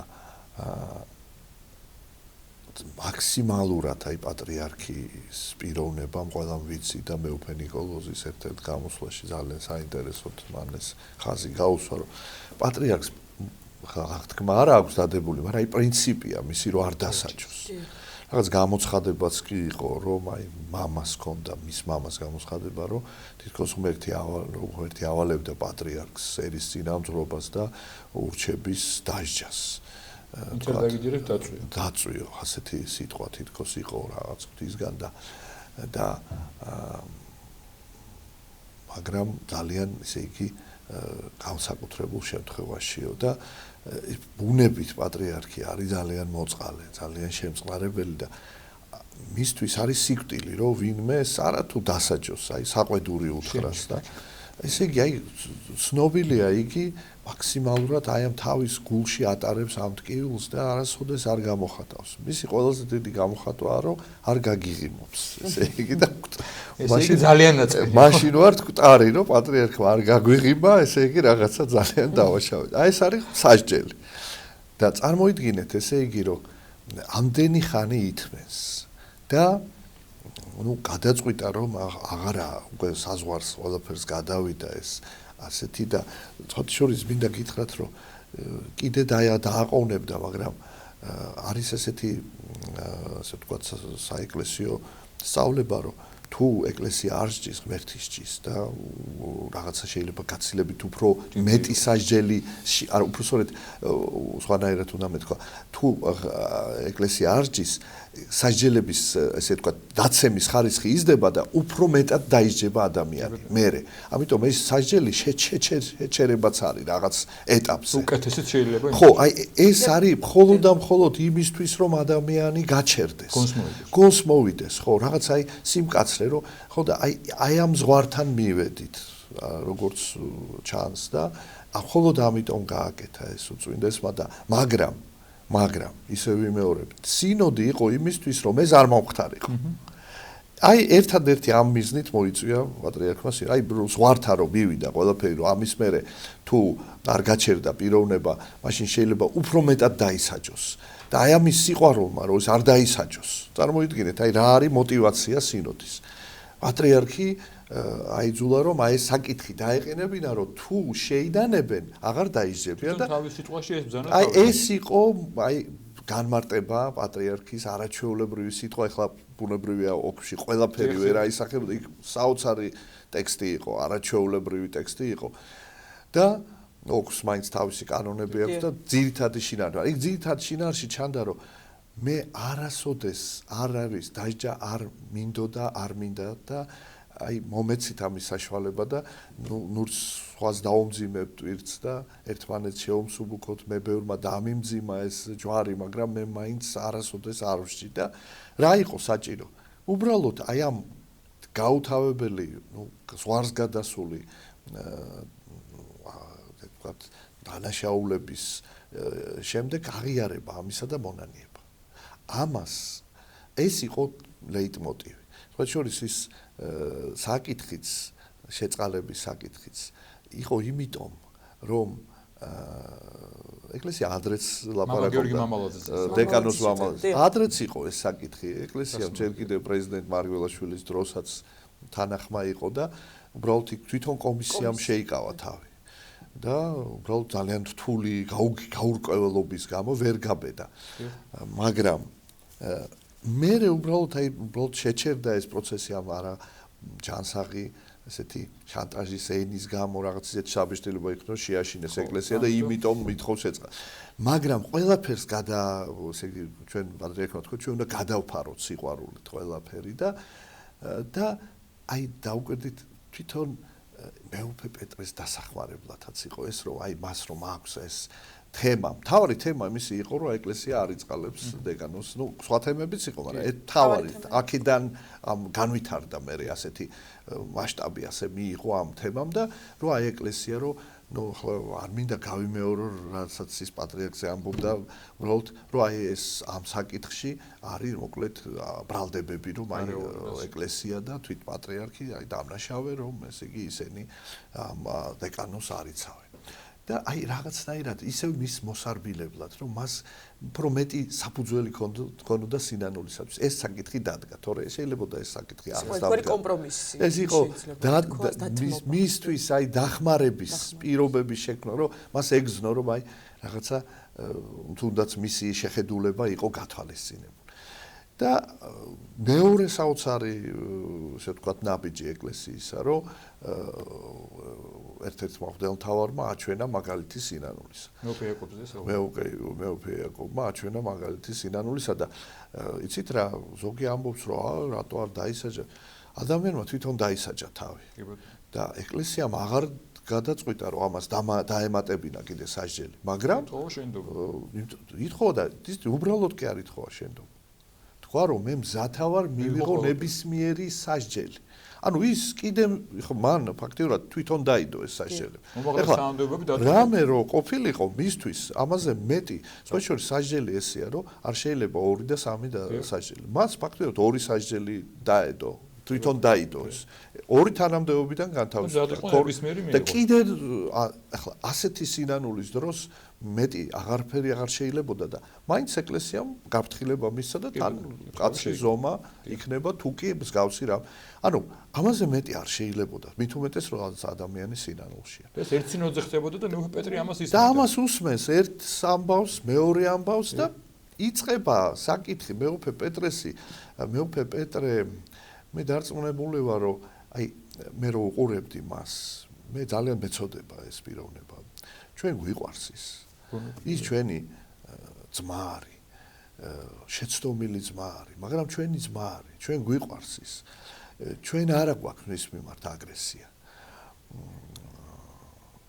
და ჩვენ ლოცულობთ მისთვის და მერც ყველაფერი შეუძლია ახლა ბოლოს და ბოლოს პეტრე მოციქულმა უარყო აცხოვარი და მე მოციქულთა თავი გახდა ჩვენ მათ წამს რომ მერც შეუძლია მისი დახმარება და ვლოცულობთ და ყველას მოუწოდებთ მისთვის რომ ვილოცოთ რომ დაუბრუნდეს სინანულის გზას მაგრამ დაი მე რო უყურებდი მე ვგზნობდი რომ მას აი ამ პროცესს ვერ აღიქვა მას ჰქონდა თავისი აზრი რომელიც მას უნდა ეთქვა და რაღაც აი მაპატიოს ღმერთმა მაგრამ ეს ჩემი ღრმარწმენო ეს არის შეპყრობილობის მდგომარეობა შეპყრობილი ადამიანი ვერასთვის და ვერაფერს ვერ უსმენს თავის იდეის გავლენის ქვეშ არის რაც არ არის ღვთისაგან სამწუხაროდ და აი ეს მან ვერაფერი ვერ აღიქვა და მას სიტყვა მისცეს უბრალოდ მას სიტყვა სანამ სიტყვას მისცემდა ითქვა ასეთი რამე რომ ჩვენ გვაინტერესებს როგორ შეაფასებს თვითონ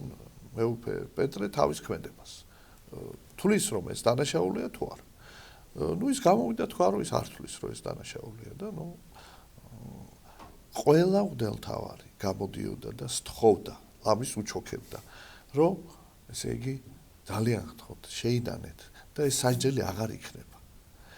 აი ეს იყო ამ სინოდის მთავარი იდეა, რომ არ დაგვესაჯა მეუფე პეტრე, რომ მას ეს დანაშაულებრივი ქმედება შეეჩერებინა და გამოიხატა სინაყი. აი ეს იყო ამ სინოდის იდეა და მან ეს ვერ შეძლო იმდენად იყო აი ამ თავისი ასე ვთქვათ ბოროტი სულის გავლენის ქვეშ და მან დაიწყო ლაპარაკი ისევ იმაზე, კი არა რაც მას კითხვა დაუსვეს. ანუ საკითხი არ იდგა ის, რომ მეუფე პეტრე სუნდა განეხილა რაიმე.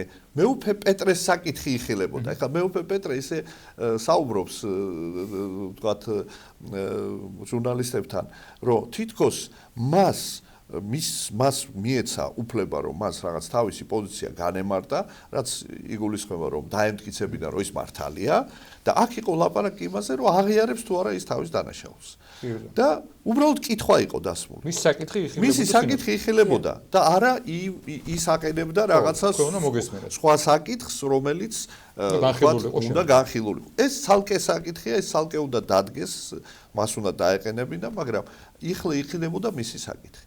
და მან დაიწყო ისევ რაღაც თავისი მამხილებელი რაღაც ტექსტებზე საუბარი და გავაჩერეთ. უთხარით, რომ არ არის ამაზე საუბარი. აი, მთელი სინოდი ერთხმად გთხოვს შეინანო. და ნუ ბუნებრივია, როდესაც მან თქვა, რომ იგი არ თulis თავს დავნაშავეთ, მაგრამ თუ ჩვენ თulit რომ ის დავნაშავია, ის შენდობას ითხოვს, რაც არ არის აღიარება დანაშაულისა და თავისაზე რჩებოდა. ანუ თავისაზე რჩებოდა, თუმცა რომ ის ამხილებელია და ის ამხილებას გააგრძელებს, იმიტომ რომ ხილება ღვთის სათნო საქმეა. აი ეს იყო მთელი ტრაგედია და არაფერი როცა დავინახეთ, რომ ნუ ყველა თხოვა და მან აღარ შეინანა, ნუ სასჯელი დაედო, რაც არის მინიმალური სასჯელი. მე ვთვლი რომ რაც მან ჩაიტინა ამაზე ნუ უმარტივესად ეს გამკვეთა. მანამდე სანამ გამოვიდოდა სინოდიდან და რაღაცა ესეთი დააბძიმებდა თავს. მეუფე დანიელა მან ძალიან ესეთი რომ გამოვიდა თუ არა რომ მე პატრიარქმა უსამართლოდ შემიჩერა. ეს იყო პატრიარქის გააწყვეტილებოდა, ეს იყო სინოდის ერთსულოვნება რომ მეუფე შეჩერებოდა მღვდელმსახურება. ეს არის სინოდის ერთსულოვანი გადაწყვეტილება კი არა, ეს იყო იმ სინოდის აზრის თუ შეიძლება ითქვას კიდე შერბილებული ვარიანტი, იმიტომ რომ იყო აზრი რომ უნდა განიკვეთოს. ეს არის დაყენება, ღვთელმოქმედების და შეჩერება დროებით, თუ იქნება სინანული, ის აღუდგება მას ყველაფერი. მეუფე დანიელ, თქვენ გუშინ არაჩვეულებრივი გამოსვლა გქონდათ ერთ-ერთი ტელევიზიით, სადაც საუბრობდით იმ საკითხზე, თუ რა შეიძლება მიიყვანა მღვდელმთავარი ამ მდგომარეობამდე და თქვენ ახსენეთ აგრესიული სეკულარიზმი და ბრძანეთ, რომ შეიძლება იყოს სწორედ აგრესიული სეკულარიზმის მსხვერპლი მეუფე პეტრე. დიახ, აი საინტერესო არის, ჩვენ ყველა ვიცნობდით და თქვენ ბუნებრივია დიდი ხანია იცნობთ და გქონდათ მასთან ურთიერთობა, თვითონ თავად პატრიარქმა, აი ესე გამოვიდა ყოველ შემთხვევაში ხმა, რომ პატრიარქმა კითხა, რა კარგი იყავი, როდესაც მოხვედი და რა დაგემართაო. აი, რა დაემართა მეუფე პეტრეს? მოგახსენებთ, ღმერთმა დაგვიფაროს, ყველას შეიძლება რაღაცა ესეთი ცდომილებაში ჩავარდეთ, ღმერთი გვიცავს, მოწყალე აუფალი.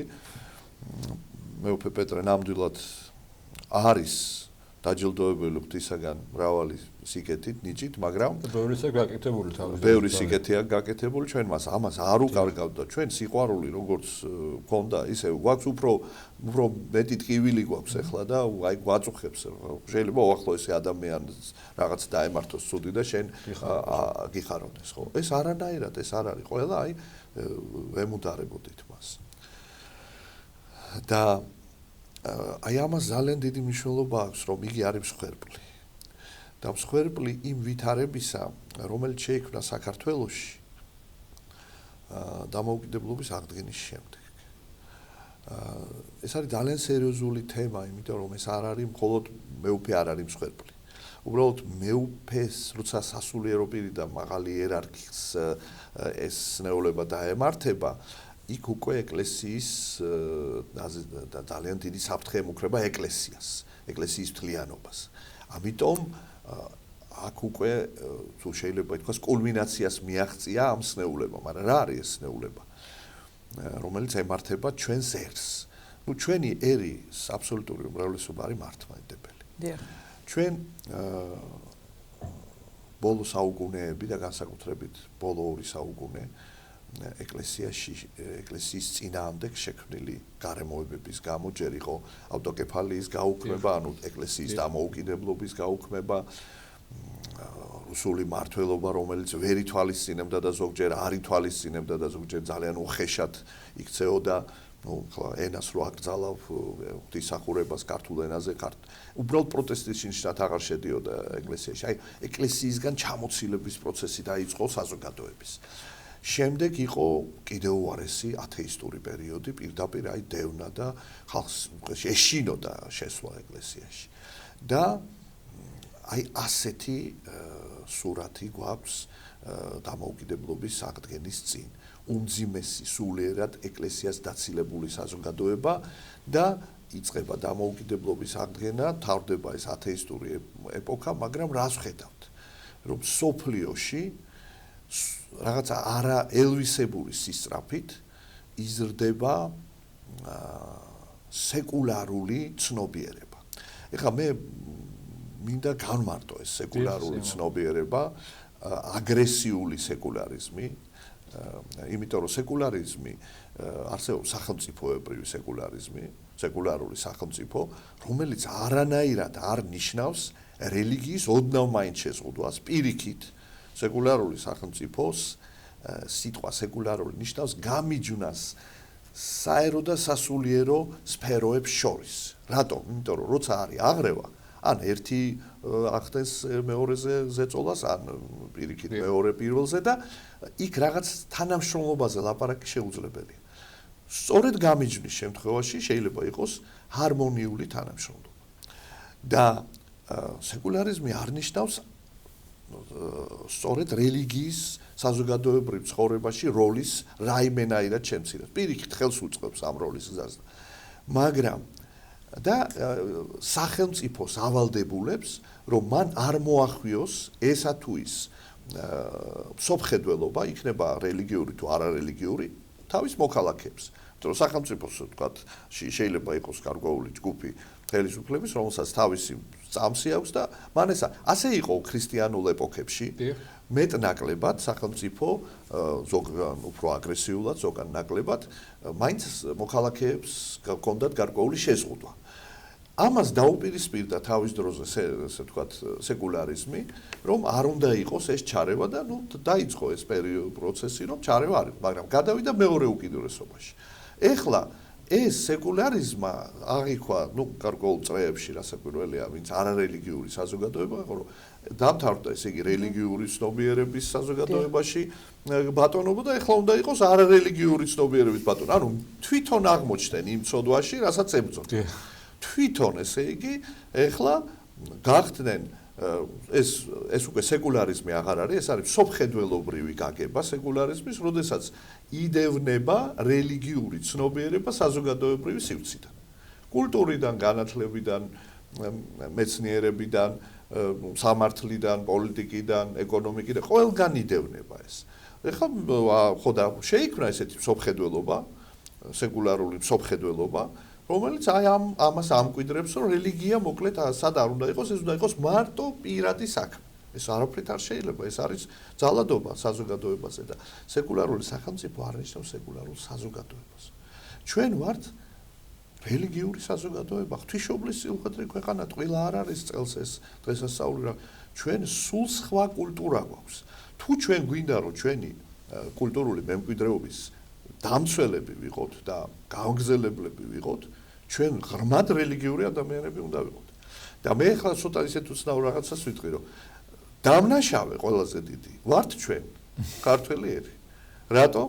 იმიტომ რომ ჩვენ 42 წელია ღმერთმა მოგვივლინა წყემსი კეთილი. მართლაც როგორ წერია, ვინ არის მე ვარ წყემსი კეთილი, წყემსა კეთილმა თავი თვისთი დადვის, აი მართლა ჯვარცმული, შეწირული ერისა და მამულისათვის პიროვნება, რომელსაც დღეს ვხედავ ჩვენ რომ დაიღალა ამ ჩვენი ცოდვების ტარები. თუ უმადურობით.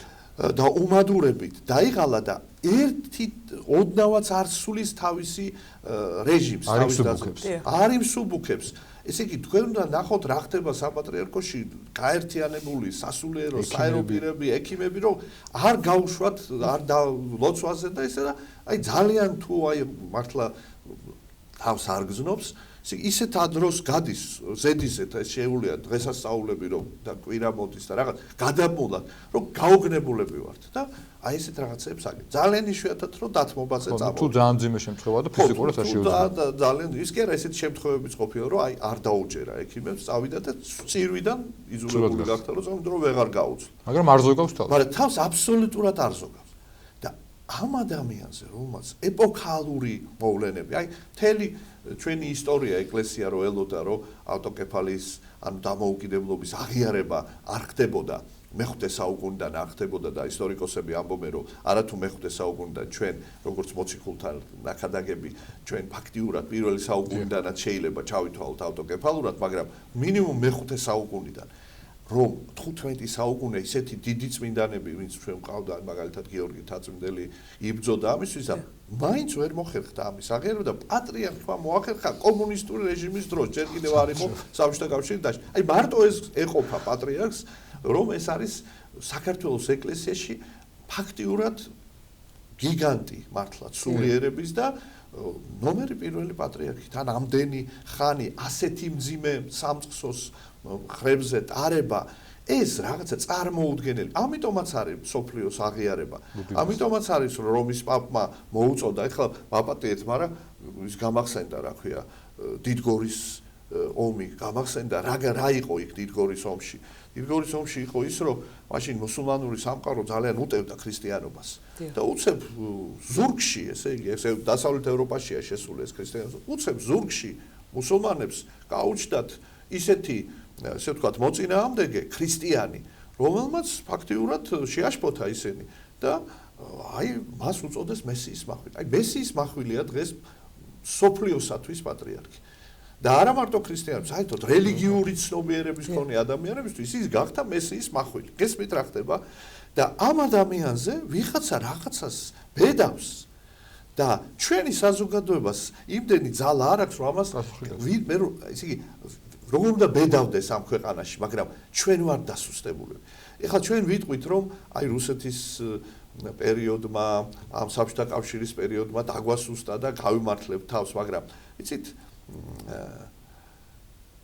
მე მამარდაშვილი ამბობდა ერთია როცა გიმონებენ და მეორეა როცა ემონებენ იცით ესეც არ არის აკაკი ამბობდა რომ ჩვენო კიო ცუდად გვექცევიანო მაგრამ ერთი ლექსი აქვს სადაც ღვთისმშობელი ესე იგი ყვარც ქსოვს საქართველოსთვის და ეს თითისტარი იწყებს უკუღმა ტრიალს და ვეღარ ქსოვს და მაცხოვარს ეკითხება რა ხდებაო ეს ლექსი არ იყო აქამდე ცნობილი ხა დაიბეჭდა ხმა ქვია ამ ლექსს და მაცხოვარი ეუბნება რომ ეს იმიტომ რომ ჩემიერიო მეო უკვე დამშორდაო და იმას უკეთებს თავის თავს რასაც ვერ უზამს მტერიო აი ესეთი ფორმულაა საოცარი და ნუ ღვთისმშობელი მასთან ერთად დგანან ნინო თამარი ქეთევანი ეს სახეები როგორც აქვს აკაკის ხშირად მოყვანილი ღვთისმშობელთან ერთად და ისინიც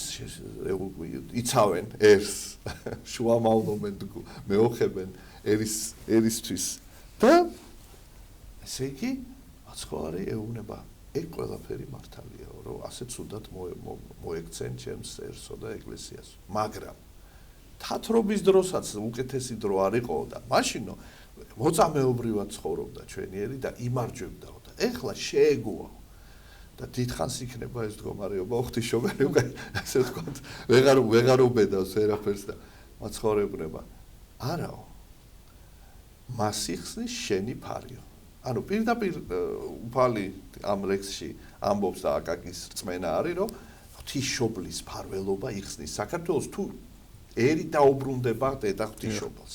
ესეთი მოსაზრება გამოითქვა მეუფეო, რომ ეს პროცესები შესაძლოა იყოს პირიქით განწმენდისკენ, ჩვენი საზოგადოების გაჯანსაღებისკენ და გამოფხიზლებისკენ მიმართული და შესაძლოა დადებითი როლი წირვაზე ხალხი. აბსოლუტურად მართალი ბრძანდებით პატრიარქს აქვს ასეთი სიტყვა ნათქვამი, რომ არის ესეთი შედარება, რომ ეკლესია გავს ბურთს, რაც უფრო მაგრა დაარტყავენ, ვით რომ მაღლა ავარდება.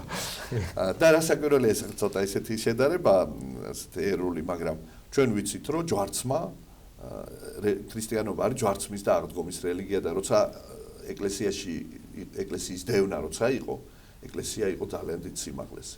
როცა დევნა შემცირდებოდა ხოლმე რაღაცა უფრო მდორეთ მიდიოდა და ერთი რამ მინდა კიდევ თქვა. აი ჩვენ გამოვედით აი ესეთი მძიმე სულიერ მდგომარეობაში მყოფი საზოგადოება, ყავს პატრიარქი, მაგრამ ჯერჯერობით გვიჭირს დაუბრუნდეთ ეკლესიურ ცხოვრებას. და ამ დროს ჩვენ ქვეყანა იწყებს ევროინტეგრაციას. რასაკვირველია, ევროპა არის ძირითადად მთელი ევროპული მემკვიდრეობა არის ქრისტიანული. მაგრამ ისიც ვიცით, რომ ნაწინასწარმეტყველებია ბიბლიაში, რომ ქრისტიანულ სამყაროში არ არის სხვა ქვეყნებზე ლაპარაკი, რამე თუ ჭეშმარიტი სარწმუნოების გადახვევა ტრაგედია. დაიწყება აი სწორედ ეს დაცილება სარწმუნოებისაგან. და ეს პროცესი, მინდა გითხრათ, რომ სამწუხაროდ დასავლეთ ევროპაში დიდი ხანია დაწყებული. ეს დაიწყო იმ დროიდან, როდესაც გამოცხადდა, რომ რელიგია არ ჭირდება საზოგადოებას ბედნიერებისათვის. არსებობს მეცნიერება, რომელსაც ყველაფერზე შეუძლია პასუხი გასცეს და ის უფრო ნამდვილია და დამაჯერებელია და აი ეს ცნობიერება, ასე ვთქვათ, არარელიგიური ცნობიერება თანდათან უფრო და უფრო ძლიერდებოდა და დღეს მივიღეთ სურათი, როდესაც ეს ცნობიერება ფაქტიურად არა მარტო არის ძალიან ხშირად ქრისტიანულ ქვეყნებში უმრავლესობაშია წარმოდგენილი, არამედ მივიღეთ, რომ იგი გახდა აგრესიული რელიგიური ცნობიერების მიმართ და შეურაცხყოფელი. ახლა ჩვენ ვიცით, აი კათოლიკური ეკლესიის მიმართ როგორი გამოუსვლები იყო და სხვადასხვა ასე ვთქვათ შემთხვევები და შესაბამისად ამ რელიგიურმა ანტირელიგიურმა, არარელიგიურმა ცნობიერებამ იგი კაცობრიობის გადასარჩენად გადაწყვიტა, რომ რელიგიური სამყარო ფაქტიურად აი რაღაც რეზერვაციაში მოიყვანოს და არავითარი მას სივრცე არ მისცეს. და ამ პერიოდში შეუერთით ჩვენ ამ ევროპას. რასაკვირველია, ევროპაში ძალიან ბევრი რამ კარგია და დადებითია, მაგრამ არ უნდა აურიოთ ინსტიტუციური ლიბერალიზმი, სადაც რაღაც თანასწორობაზეა ლაპარაკი, რაღაც ესე ვთქვათ, ადამიანის უფლებების ღირსებით და სოფხედველობრივი სეკულარიზმი, რომელიც ქმნის ახალ სოფხედველობას, როგორ უნდა იყოს არარელიგიურ სივრცეში, როგორ უნდა აზროვნებდეს ადამიანი. აი მთელი ეს, რასაც ჩვენ ვისმენთ, ეს გენდერული თანასწორობა, ემანსიპაცია, ეს არის ახალი სოფხედველობა, რომელსაც ჩვენ გვთავაზობენ როგორც რაღაც ლიბერალიზმს. ამ დროს ეს ლიბერალიზმი არ არის. ეს არის გარკვეული სოფხედველობა და ამ სოფხედველობის იარაღი არის აგრესიული სეკულარიზმი. ესეც არის სოფხედველობა. ამიტომ ჩვენ ეს მომზადებელი საზოგადოება შევედით რამ ინტეგრაციაში და გვჭირდება ეს პოლიტიკური გარკვეული მხარდაჭერა, იძულებული თავის და უნებურად, მექანიკურად ეს გადმოვიტანეთ ჩვენთან და ვხედავთ რას, რომ ეს აბსოლუტურად შეუთავსებელია ჩვენს სოციუმთან, ჩვენს ცნობიერებასთან. ამიტომ არის კონფლიქტი. ერთის მხრივ, იგი საზოგადოება პოლარიზებულია. ან არის რაღაცა არარელიგიური ცნობიერება, არაეროვნული, მაგრამ ეროვნული ცნობიერების მხარეც არის რადიკალური რატო? იმიტომ რომ მომზადებელია ამისთვის საპასუხოდ. და მისი პასუხი არის ძალიან, ესე ვთქვათ, არა ინტელექტუალური, არაზნეობრივი, ხშირად ემოციური და შესაბამისად ესეც არ უწყობს ხელს სულიერი ფასეულობის გამო. ამიტომ სამეუფო გზა არის, რომელსაც პატრიარქი დგას და ეკლესიაში უნდა დავბრუნდეთ. სანამ ეკლესიაში არ დავბრუნდებით, ჩვენ ვერ მოვიპოვებთ იმ ინტელექტუალურ, ასე ვთქვათ, ძალას და სულიერ ძალას, რომ თავი დავიცვათ აი ამ წარღვნისაგან და მე დავამთავრებ ერთი წინადადებით. მეორედ მოსვლის წინ განვითარდება ზუსტად ის მოვლენები, რომელიც განვითარდა პატრიარქი ნოეს დროს. ოღონდ ეს იქნება სულიერი წარღვნა, მაშინ იყო ფიზიკური წარღვნა. ნოე მოუწოდებდა კაცობრიობას, რომ შესულიყვნენ კიდობანში. კიდობანი არის წინა სახე ეკლესიისა. ვინც ეკლესიაში შევა, გადარჩება ისევე როგორც ის, ვინც შევიდა კიდობანში. დღეს ნოე სოფლიოსათვის არის პატრიარქი. ის მოუწოდებს ეკლესიაში და არა მარტო საქართველოს, მთელ მართლმადიდებლობას და როგორც ხედავთ, არა მართლმადიდებლური სამყაროც მასში ხედავს, როგორც მე უკვე ვთქვი, მესიის მაღლს. ანუ რელიგიისათვის მებრძოლ ადამიანს, სულიერი ფასეულობებისათვის მებრძოლ ადამიანს. და რეალურად თუ ამ კიდობანში, ანუ ეკლესიაში არ შევედით, ჩვენ ამ წარღვნას ვერ გადავრჩით.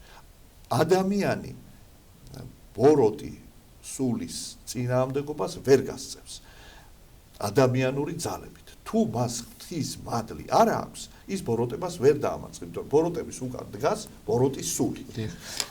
და აი ეს არის მე მგონი თავარი, რომ ჩვენ უნდა პატრიარქის წინამძღოლობით დაუბრუნდეთ დედა ეკლესიის წიაღს, აი ეს მოწოდება არის თავარი დღეს ღვთისგან და აი ამ განსაცდელმა გაგვაერთიანა და ეს არ უნდა იყოს ერთჯერადი და ემოციური, დაუბრუნდეთ დედა ეკლესიის წიაღს. მეუპედან ერთგვარი შეჯამება რომ მოვხდინოთ ჩვენი საუბრის, თქვენ მრავალი წელი ეკლესიის წიაღში ხართ, ფაქტობრივად მას მეერაც პატრიარქი აღსაყდა, მე უკვე როგორც სასულიერო მღვდელმთავარი და ბევრი მოვლენის, ესე ვთქვათ, თანამონაწილე და შეიძლება მხილველი ბრძანდებით. არ არის პირველი შემთხვევა, რომ პატრიარქის შეტევა, ან ცილის წამება, უბრალოდ ფორმები იყო სხვადასხვა. თუმცა ეს ახალი არ არის, ალბათ ბევრმა იცის. რას ურჩევთ საზოგადოებას, რომ ამ მოვლენება არ დააფრკოლოს, არ დააშინოს, რაღაცა ნიჰილიზმი არ გამოიწვიოს. აი, გამოსავალი აშია ვნახოთ, რომ პირიქით ეს იყო სასიკეთო და არა დასაფრკოლებელი. მე ხედავ ერთ რამეს, როგორც თქვენ უკვე ახსენეთ დღეს, რომ ამ მოვლენამ უკვე მისცა ბიძგი, რომ ერი გაერთიანდეს სულიერი ფასეულობების გარშემო. და სიმბოლო ამ სულიერი ფასეულობების არის ჩვენი პატრიარქი. შეეხნენ ყველაზე ძვირფასს, რაც დღეს აქვს საქართველოს. აი ამ უმძიმეს პერიოდში ეს იყო მთავარი და არის მთავარი საყრდენი. ამას აცლიან, ამას ეშმაკი აკეთებს, უბრალოდ ადამიანები იარაღები არიან ამას. და შესაბამისად რას ნიშნავს პატრიარქის გარშემო გაერთიანება? ეს არ არის ემოციური, მე მიყვარს ჩემი პატრიარქი. ძალიან კარგია სუფრაზე სადღეღო როცა ვსვამ, მაგრამ იაკობ მოციქული ამბობს რწმენა საქმეთა გარეშე მკვდარია. დღევანდელი ჩვენი საზოგადოება ვერ ახერხებს ეკლესიურ ცხოვრებას. სულიწმინდის მადლთან კავშირის გარეშე ბოროტებას ვერ დავამარცხებთ. ამიტომ არაფრის არ უნდა გვეშინოდეს. ჩვენ უნდა დაუბრუნდეთ დედა ეკლესიის წიაღს. ჩვენ გვყავს სულიერი წინამძღოლი, რომელიც სწორედ მიგვიწვის და გაგვიყვანს სამშვიდობო გზაზე.